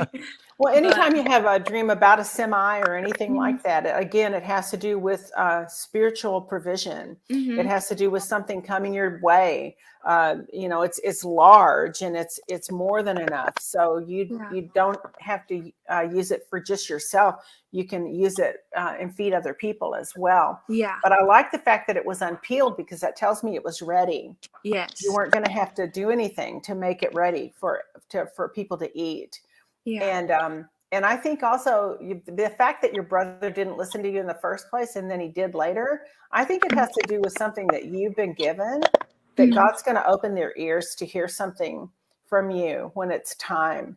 And a certain time, you're a mouthpiece, you're a spokesman, you have something to say, and you've experienced the goodness of God in times when there might have not been, or there might have been scarcity or whatever, you know. Yeah. So anyway, yeah, I think it's good. And I always love dreams about Hawaii, tropical places, places in paradise, you know, that kind of thing. So yeah, great people over there too. Brooke. Do you have any other questions before we let you go? No, I think that's it. So anyways, awesome. thank you guys. Yeah, thanks for coming on the show. We appreciate it. All right. Bye. All right. See ya. Bye.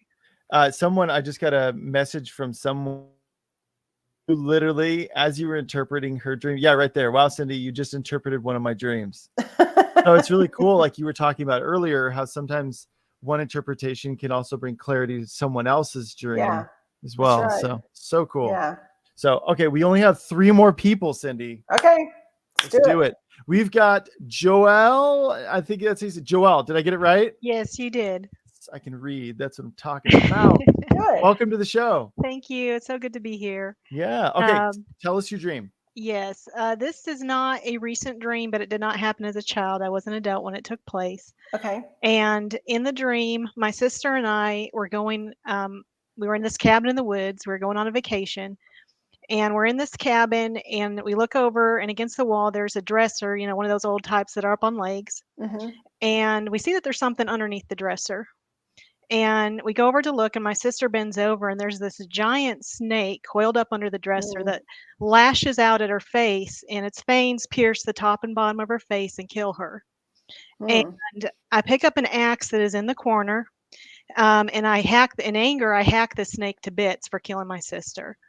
And as I watch, every piece of the snake grows into a new snake. And in the next scene of the dream, I was fleeing the cabin, and I'm driving through a desert in a car by myself. And I look out, and I can see all these snakes just going along, and they're going across the road, and I'm driving over them and killing them with my tires. And I get to, you know, I get past them, and I get to where I'm going, and I'm where my family is, and I'm going to go explain what happened, you know, tell them or warn them, do something. And I'm out of the car to go speak with my family, and I hear this rustling sound. And I look over, and on my car tires, these little pieces of snake that had embedded in the car tires are falling off and growing into new snakes. And the dream shifted to where I'm in a bunker, and I know that I'm with the remaining people on Earth in this bunker, that snakes have taken over the entire Earth, but we're the last, we're the survivors. And we think we're safe in this bunker. And then we hear a rustling in the ventilation vent, and we know the snakes are coming. And then the dream ended. So awesome. Wonderful. Yeah. Oh my gosh, that's like a sci-fi thing. I did. I felt like I was in the movies, really. I woke up and I'm like, what? Well, it kind of sounds like it. Yeah. Cabins are isolated places where you don't have a lot of neighbors around and things like that. The fact that this came after your sister, and you said it was coiled under a dresser, which is stored things that have been, you know, usually that's where you put your clothes and stuff like that, right? But it was hidden, it was underneath, it was not visible. And so it got a hold of her. Snakes represent lies. They're just long tails, they're lies. They're always, I mean, the serpent in the garden, you know, his only weapon was a lie. That's it.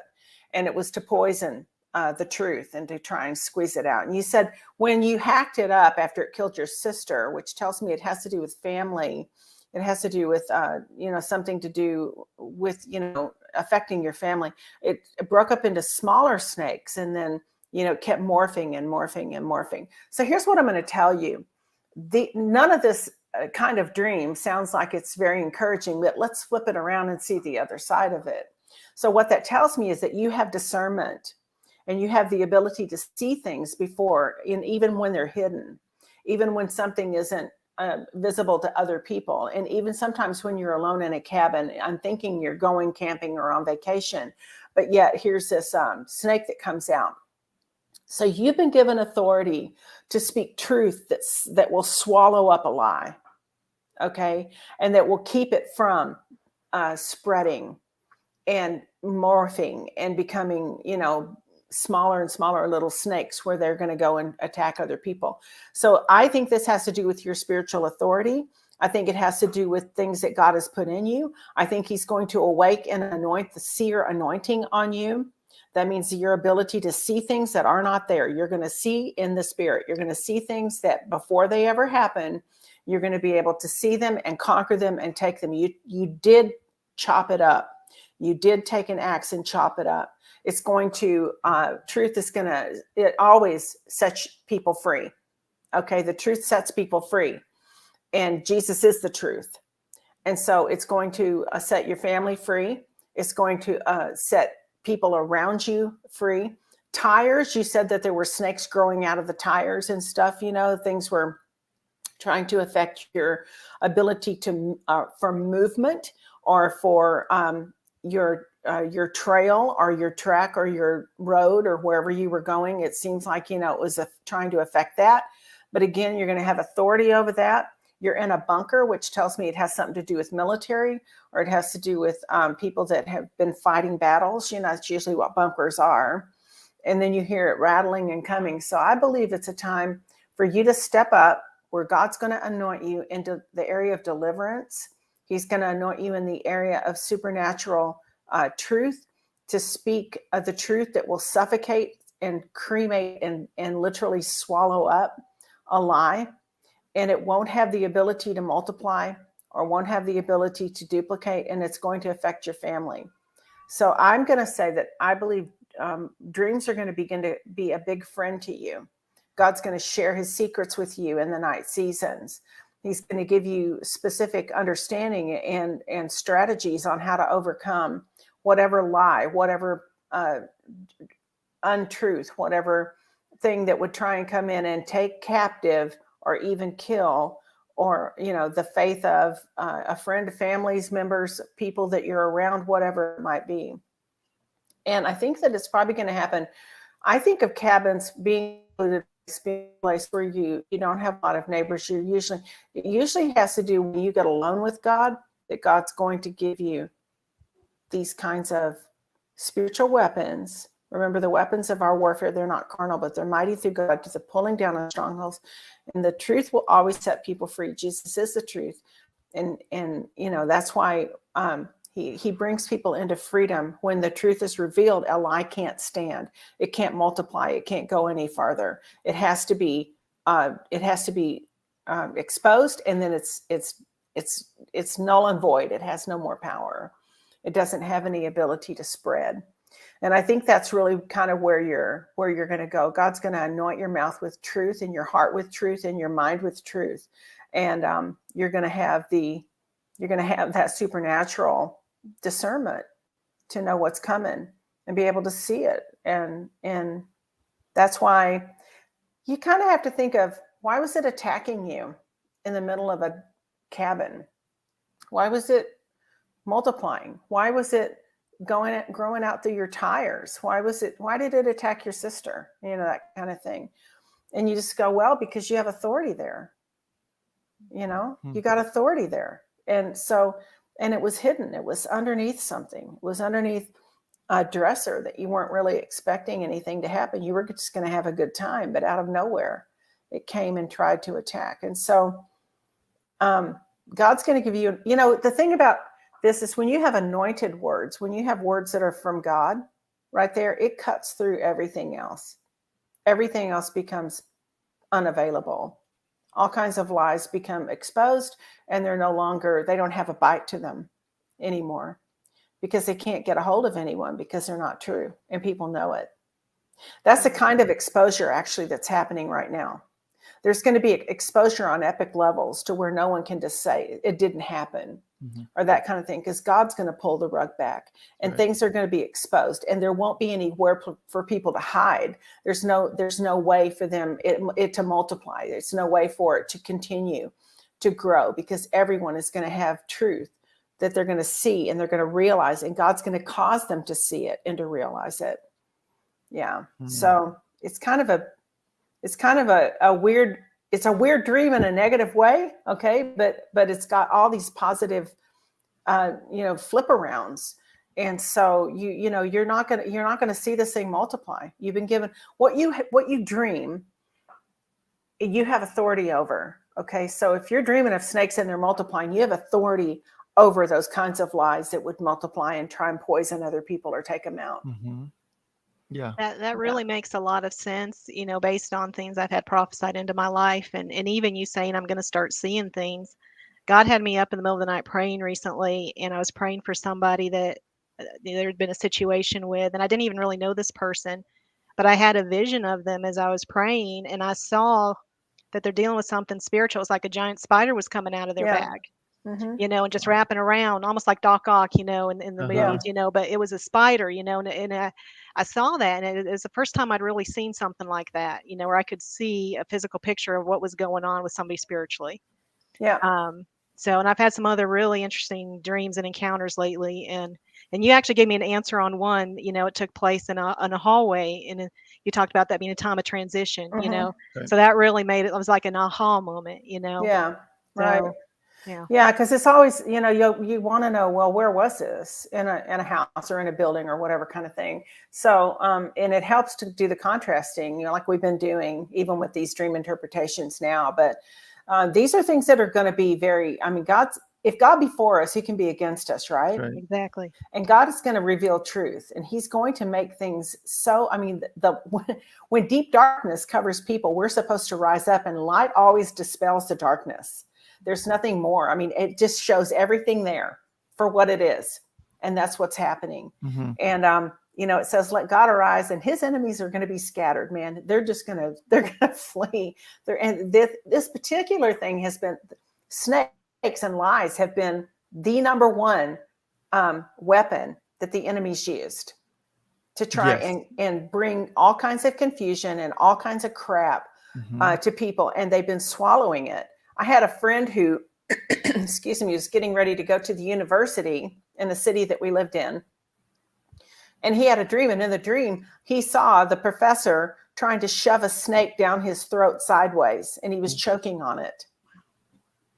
Lies. In the university setting. Yeah. He saw the professor, he saw the snake, and he saw that the professor was trying to shove this snake down this guy's throat. And it was sideways, and he was choking on it. And he knew that he wasn't able to partake of it. He couldn't get it into him, Wow. And so those are the kinds of things that have been, this is the number one attack that's been on everybody, has just been lies and deception and twisted truth and the Leviathan spirit and the whole thing. So it just tells me that God's going to give you a weapon of discernment and of the seer anointing that's going to come on you, and you're just going to be able to take it out. It's not going to affect other people. It's not going to multiply and morph.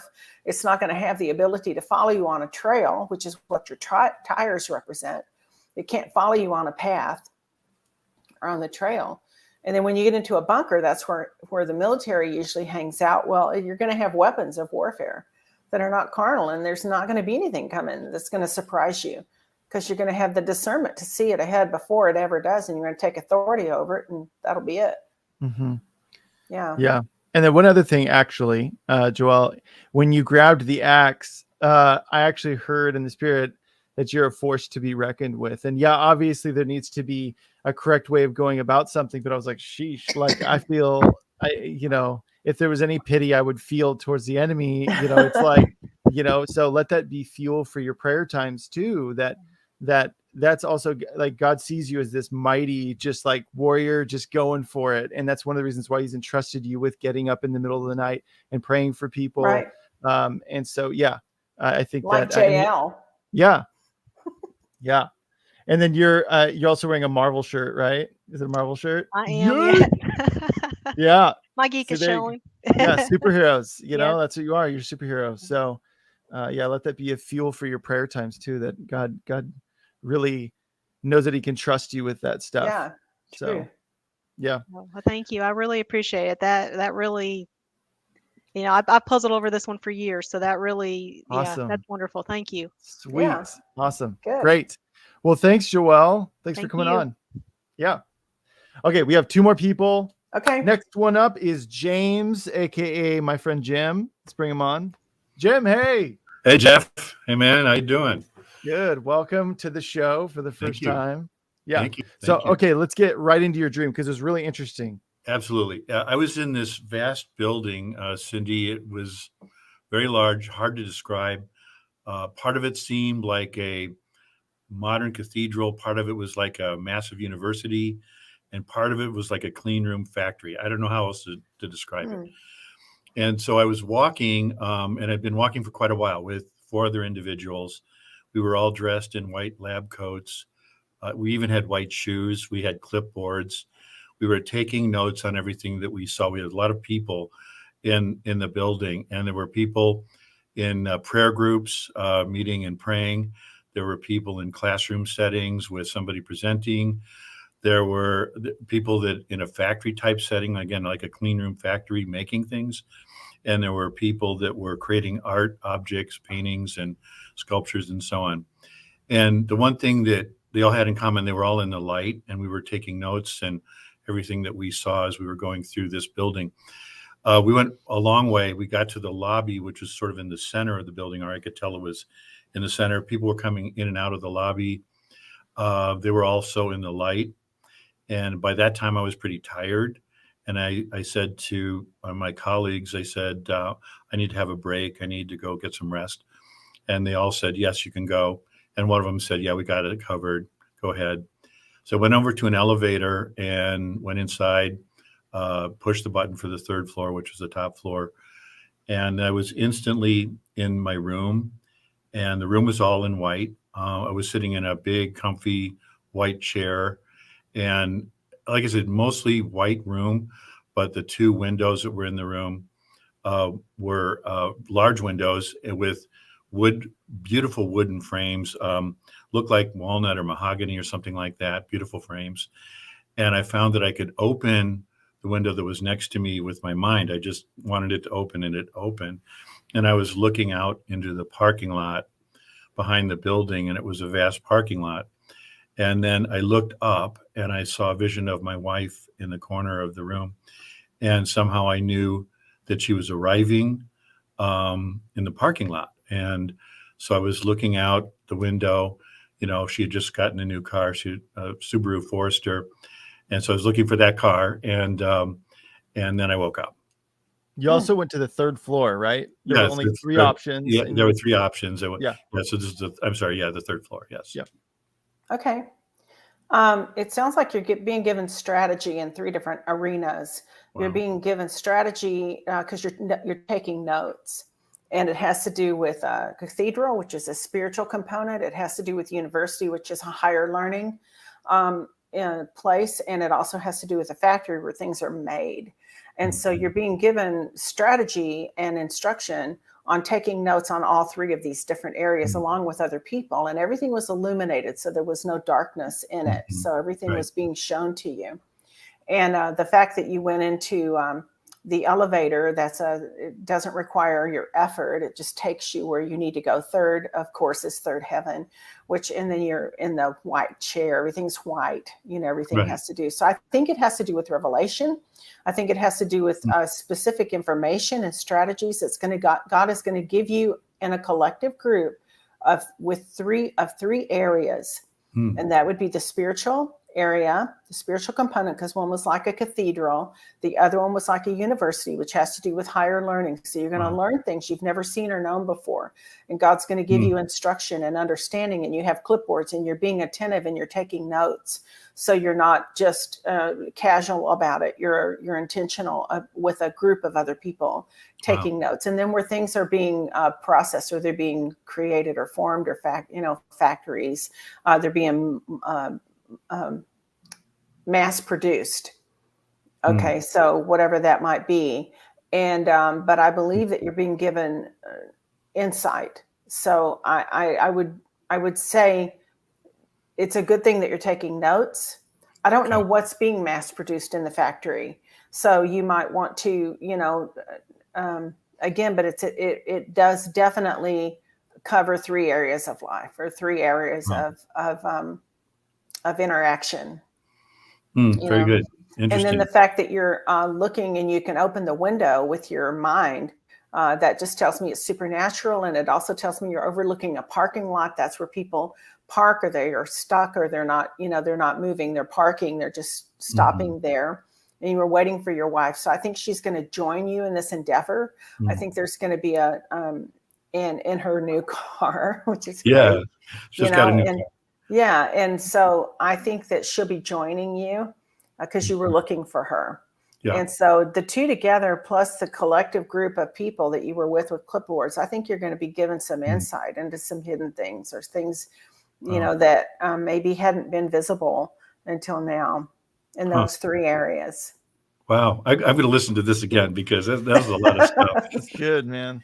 That's very good. And I'll just say, when Kelsey O'Malley was on a couple months ago, she did a prophecy that had some of the same things in it about me that you just said, Cindy. So there's a lot of commonality. So that's good. Wow, that's amazing. It's good stuff, Good. man. Yeah, listen to it again and see if God gives you any more on it. But I will. Everything about it was illuminated, so there was no darkness. Nothing was hidden, and you were being attentive, and that's real important these days. Is to really be attentive to whatever God's telling us, because we can't possibly contain it all and just happen to remember it. It's like God's wanting us to be intentional, and that means writing down our dreams. That means remembering and dating them when we had them. And what was the element? What was the message? What's going on, and how? Yeah. Because some things are going to happen so quickly that you'll have to go back and remember, oh, it was on this date at this time that I had this dream, or this thing, God spoke to me this thing, or so this will be a major thing for us in the days to come, I think. Well, thank you for that. I only occasionally have dreams that I remember. This is a couple weeks ago when I was at my sister's, and but as I've shared with Jeff before, I mostly have visions, but the visions I usually can understand by myself, but the dreams I need a little help with. So thank you so much. Yeah, you're welcome. Yeah, absolutely. Okay. Well, I'll talk to you soon, Jim. Okay, Jeff. All right, okay. See you, man. Yeah, bye. All right, and then last but not least, we have Roslyn, I believe. Roslyn, did I say it right? Yes, that's right. Okay, awesome.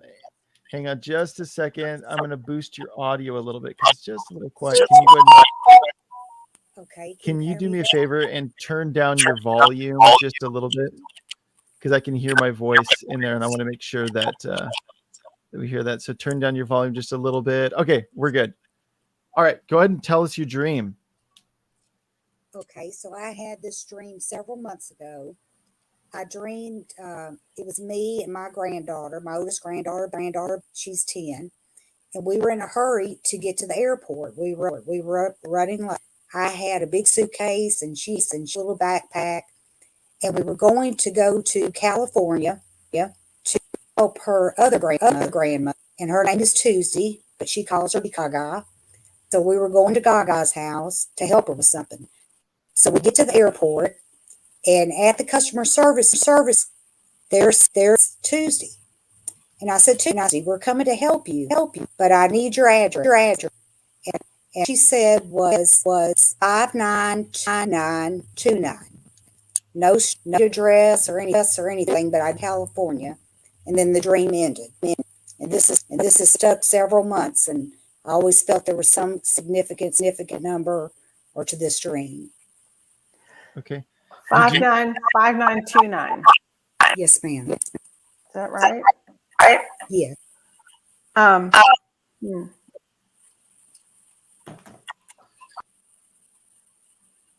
Okay, well, I wouldn't be a zip code, because zip codes are only 5 numbers. It's not a phone number because those are 7 numbers.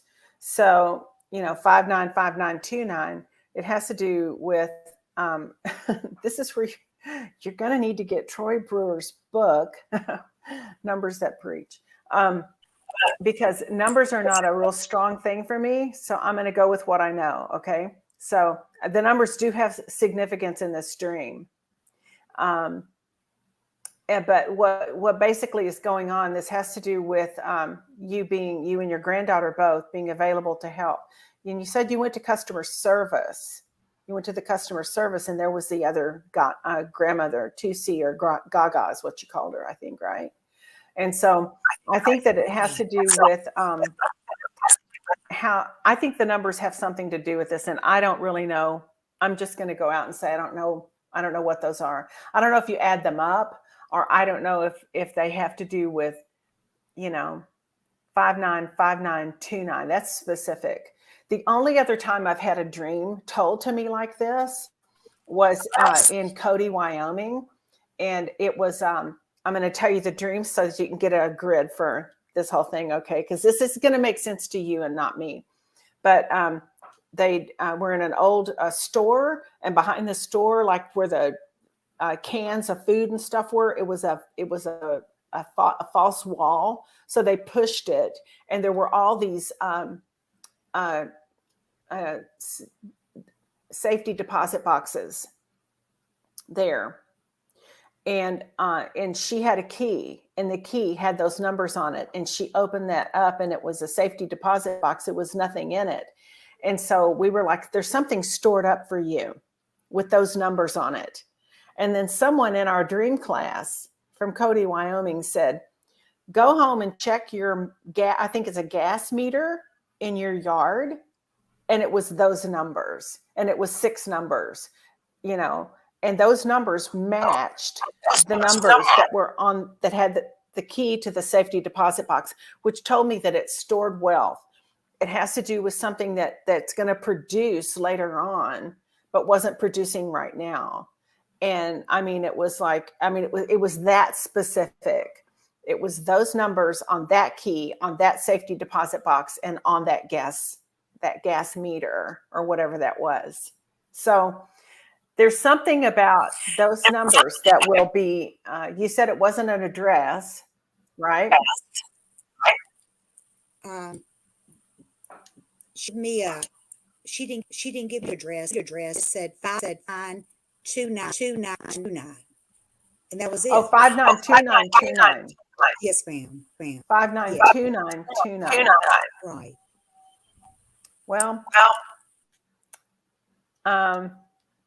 yeah, I don't want to take a stab at it because I don't know what that could mean specifically to you or your family, but it does have to do, it will affect you, your granddaughter, and her grandmother. So it has something to do with something personal to you, whether it's like I said, you have to kind of weed out at this point. I have to weed out. It's not a zip code, and it's not a phone number. And it's, I don't know if it could be longitude and latitude for all I know. It could be, right. Or it could be any number of things in that combination. But because it was so specific, it might take you digging into it a little bit to find out what do we have, or what is it that you have possession of, and I guess the grandmother's the one that spoke those numbers. Is that correct? Correct. Yeah. So, yeah. And she was at the customer service counter. So that has to do with information being communicated back and forth. So that's all I can tell you about that. Yeah. I don't know. I mean, unless you go in the lexicon and look up those numbers in the Greek lexicon, or go into the where you can look up the Hebrew numbers and things like that. I mean, you just kind of have to go on a hunt when you've got those kinds of numbers that are so specific, and something will open up and make sense to you. And we don't have time to do that right now. But if you do go in and you look at the Greek lexicon or whatever, yeah, Strong's Concordance could be another one. Mm-hmm. Where it's a scripture or it's something like that. I don't want to go out and say, it's scripture, whatever, Psalm 59 and, this, or Psalm 29 and whatever. I don't have that information enough to give you. And again, it was 6 numbers. So I'm going to say start there. You're going to have to, some of them send you on a search. I'll put it that way. Some dreams will send you on a search. Yeah. And so we'll have partial information or be able to guide a little bit, but it came from your granddaughter's other grandmother. So that means she has something. She's got some kind of, there's something that she possesses or she has knowledge of that contain those numbers. And then how they apply to you is another thing. But you might want to look at the Strong's Concordance and get a look at that. Let's see. What about the airport? Yeah, airport means prophetic. Usually means that you're getting ready to take off in a, you know, like we talked about airplanes being prophetic. You see from another level and that kind of thing. But you didn't get on the plane. But it would have had, yeah. But had you gotten on the plane, it would have had a different, you know, it would have had more substance or more context. But you didn't get on the plane. You just ended up at the customer service and there she was. So you didn't even have to take the trip. So yeah. Interesting. Everything was coming your way. Okay. You weren't having to go get it. Like, but you might want to get a look at that and see. Yeah. Okay. Well, thank you. Thank much. Yeah, absolutely. I'm sorry I couldn't help you anymore with that. Keep praying. 592929. Keep searching. Yeah. Yeah. I will. And if somebody gets it, you know, you can put it in the comments too. Okay. Don't you think? I appreciate it. Thank you. Thanks for getting on. Yeah, absolutely. Have a good night. Thank you, Cindy. Yeah, you're welcome. All right. Cindy McGill. You did it. We did it. We did it. Yeah. We did it. Great job. It wasn't Everybody. even hard. We've just done so many of these at Oh, different yeah. times, you know. No, you weren't even phased whatsoever. The thing I appreciate though that I've noticed is when you didn't know something, and maybe this was an issue younger when you were like younger in this, but you don't feel a burden to be like, I feel like I have to give them clarity on every single thing. And so rather than like forcing an explanation of something and seeing it not hit the mark, you're like, you know, I actually don't know what this means, you know? Yeah. And I really appreciated that, seeing that. Yeah. So, Well, we only see in part, you know, mhm. and if we don't have the info, you can look at it. Sometimes it'll be a download immediately, like a word of knowledge. You know, God will give you the word. He'll give you the understanding, right? But if something like that, you know, I don't know what that would be, because I don't study numbers and that kind of thing. I have friends that do, but I don't study them. And so there's a number of my prophetic friends, you know, who have a real heart for and a study for numbers. You know, Doug Addison does, Barbie Breathitt, Steve Maddox, and then of course Tori Brewer wrote Numbers That Preach. So you could look at those numbers, but this one was very specific in that it was 6 numbers. So I had to rule out a zip code because that could mean a location. And I had to rule out a phone number because that's 7 numbers. And so I just thought, okay, something's going on with, you know, this has to do with, and the only other thing I could liken it to was when that person had that gas meter with a key to a lock or safety deposit box. And then it was the same numbers on the key, on the lockbox, and on. They went home that night. They went home from the dream course and looked on their box, and that was the numbers. So it had to do with prosperity. It had to do with something that was going to produce in the days to come, because it was a safety deposit box. But yeah, so we can do what we do, right? Yeah, and let it kind of land. So. Absolutely. Well, Cindy, honestly, this has been an absolute treat, like this whole series. And I know that it's going to help people for years to come, months and years to come. So just a reminder to everybody, if you want to take this whole course now, or all 4 episodes, they're in a playlist. If you go to YouTube playlist right there, you can actually copy the link, then the share button, and send it to other people. If you've been talking to people who are also curious about this, you just copy that and send it to them. And it's going to be a great resource for yourself and for other people. So everybody give Cindy a round of applause. Put the clapping emoji in the comments of the live chat, but also there's absolutely no way we could have done this as well as we did without my team of Illumination and Michael, Right. who are incredible, and so valuable to this. Everybody give them a clapping emoji as well, because they so That's right. deserve it. I so appreciate them. So thank you, everybody. Cindy, how can people follow you beyond this? Beyond. Yeah, beyond this. Go to cindymcgill.org. Make sure and sign up for the Shout. That's a weekly, it gives you information about where we're going to be or upcoming events and that kind of thing. I've got 2 books that I've written, Words at Work and What Your Dreams Are Telling You. You can get those on my website as well. I also have a dream journal. We have a dream bundle for $40. And so we'll send you all 3, the 2 books and the dream journal. We have the wristband set, which is $10, which is really good because it's an icebreaker. It has words of encouragement. We used it at the convention the first time when we had a big roulette wheel and we rented a booth. By the way, we have outreaches coming up. If you want to help support us to go, we really could use it. Yeah. And so you can donate there on my website as well. We are going to the adult convention in January again. This will be our 13th year. It's probably one of the most heart-wrenching outreaches that we do because it's so destructive in my mind. And I just have to really pray up. We get our team prayed up. We don't have a large team. We never take a large team, but we do have our cameras that we'll take with us and we'll be able to capture footage, heavily edited footage. Yeah. But, and we have other training. We have a learn and launch that we do. We like to do them in person with, you get a group of about 50 people. I don't teach on dreams at that, even though we do interpret some of your dreams at those learn and launch, but it'll give you principles, practical tips, understanding the culture, especially woke culture. Words That Work was written by all the stuff that we went through when we were learning how to engage the culture that we currently live in. And use language that's not Christianese because they don't speak that language. They don't even know what you're talking about.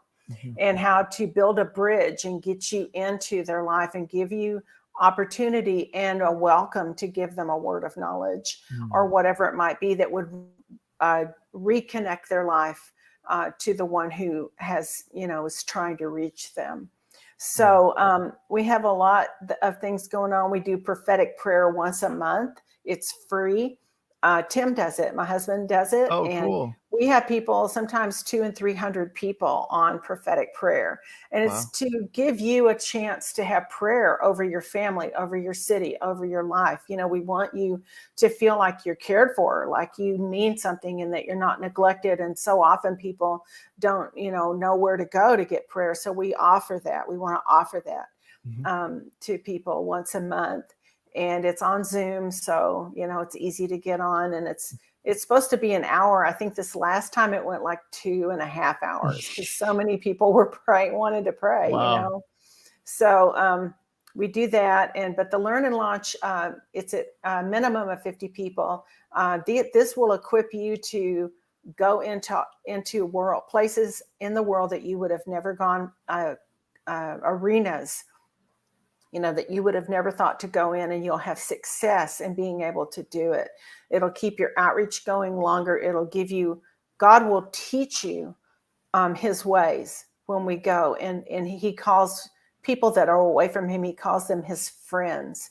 And so I brought that out in this book, that we've categorized them and put them over here, and they're in this pen and that pen. And we shame people. We almost, and we become almost like the accuser of the big brother, we're and we're like, oh my gosh, the prodigals are coming home, and we're the big brother going, where's my feast? That kind of thing. And it's like, and so I'm trying to bring the heart of God out into the way he sees people, and he's so wanting them to come home, and he wants them to reconnect. And it's just like the guy that had the dream on this show. He was burying his old man. Yeah. Well, that's what happens when we go profound. out. Yeah. Wasn't that good? It's like, he was burying his old man, and that's what we see. We see when they have an encounter, because they have an encounter with the Spirit of truth, who is the Holy Spirit. And then they are shaken. They are just like, they've never felt it. And God backs us. He is like, I'm more into this than you are. So we're just trying to get people into the harvest field and be successful at how we're reaching them. And so Anyway. Well, you do it so well, Cindy. So thank you. Seriously. Yeah, thank you for having me. This has been a pleasure. It's been Yeah. my pleasure to get to Absolutely. do this for with you guys. And Yeah. I love your questions. I love your hearts. I love the fact that you and all the gang, Steve and Doreen, and how long they've been doing this and all the battles I know you guys face. And I just couldn't thank you enough. I mean, my goodness, you guys have borne the heat of the day, right? And gone forward and spread the word, and people have benefited so much. And I champion you. No, thanks. And so it's wonderful. Thanks. Thank you. I appreciate it. Well, Cindy, it's been real, and I'll see you again. I'll see you again on here. We'll have you back. So maybe we'll do another run of the dreams. maybe we'll That'll do be 2.0. Why not? Yeah. Everyone's like, yay. So, all right, everybody, that's our show. Have an amazing, amazing day. Join us tomorrow, which is Thursday, which is crazy. It feels like it should be like Monday or Tuesday or something. But Thursday with Andrea Hobart. She's back. The living Disney princess. That's what I call her. She's super sweet. She's got a great word that you guys are going to be really encouraged by. Also, there's a donation link at the end, ElijahFire.com/donate. Keeps all this free, keeps it so that we can do dream interpretation and all that stuff. And so we really appreciate it. Yes. So any and all, even if it's $5, we appreciate it. It's well spent to keep this all free. So it's good soil. Yes, it's good soil. So everybody have an amazing day, and we'll see you tomorrow at 2 p.m. Pacific time, 5 p.m. Eastern time with Andrea Hobart. See you then. Bye.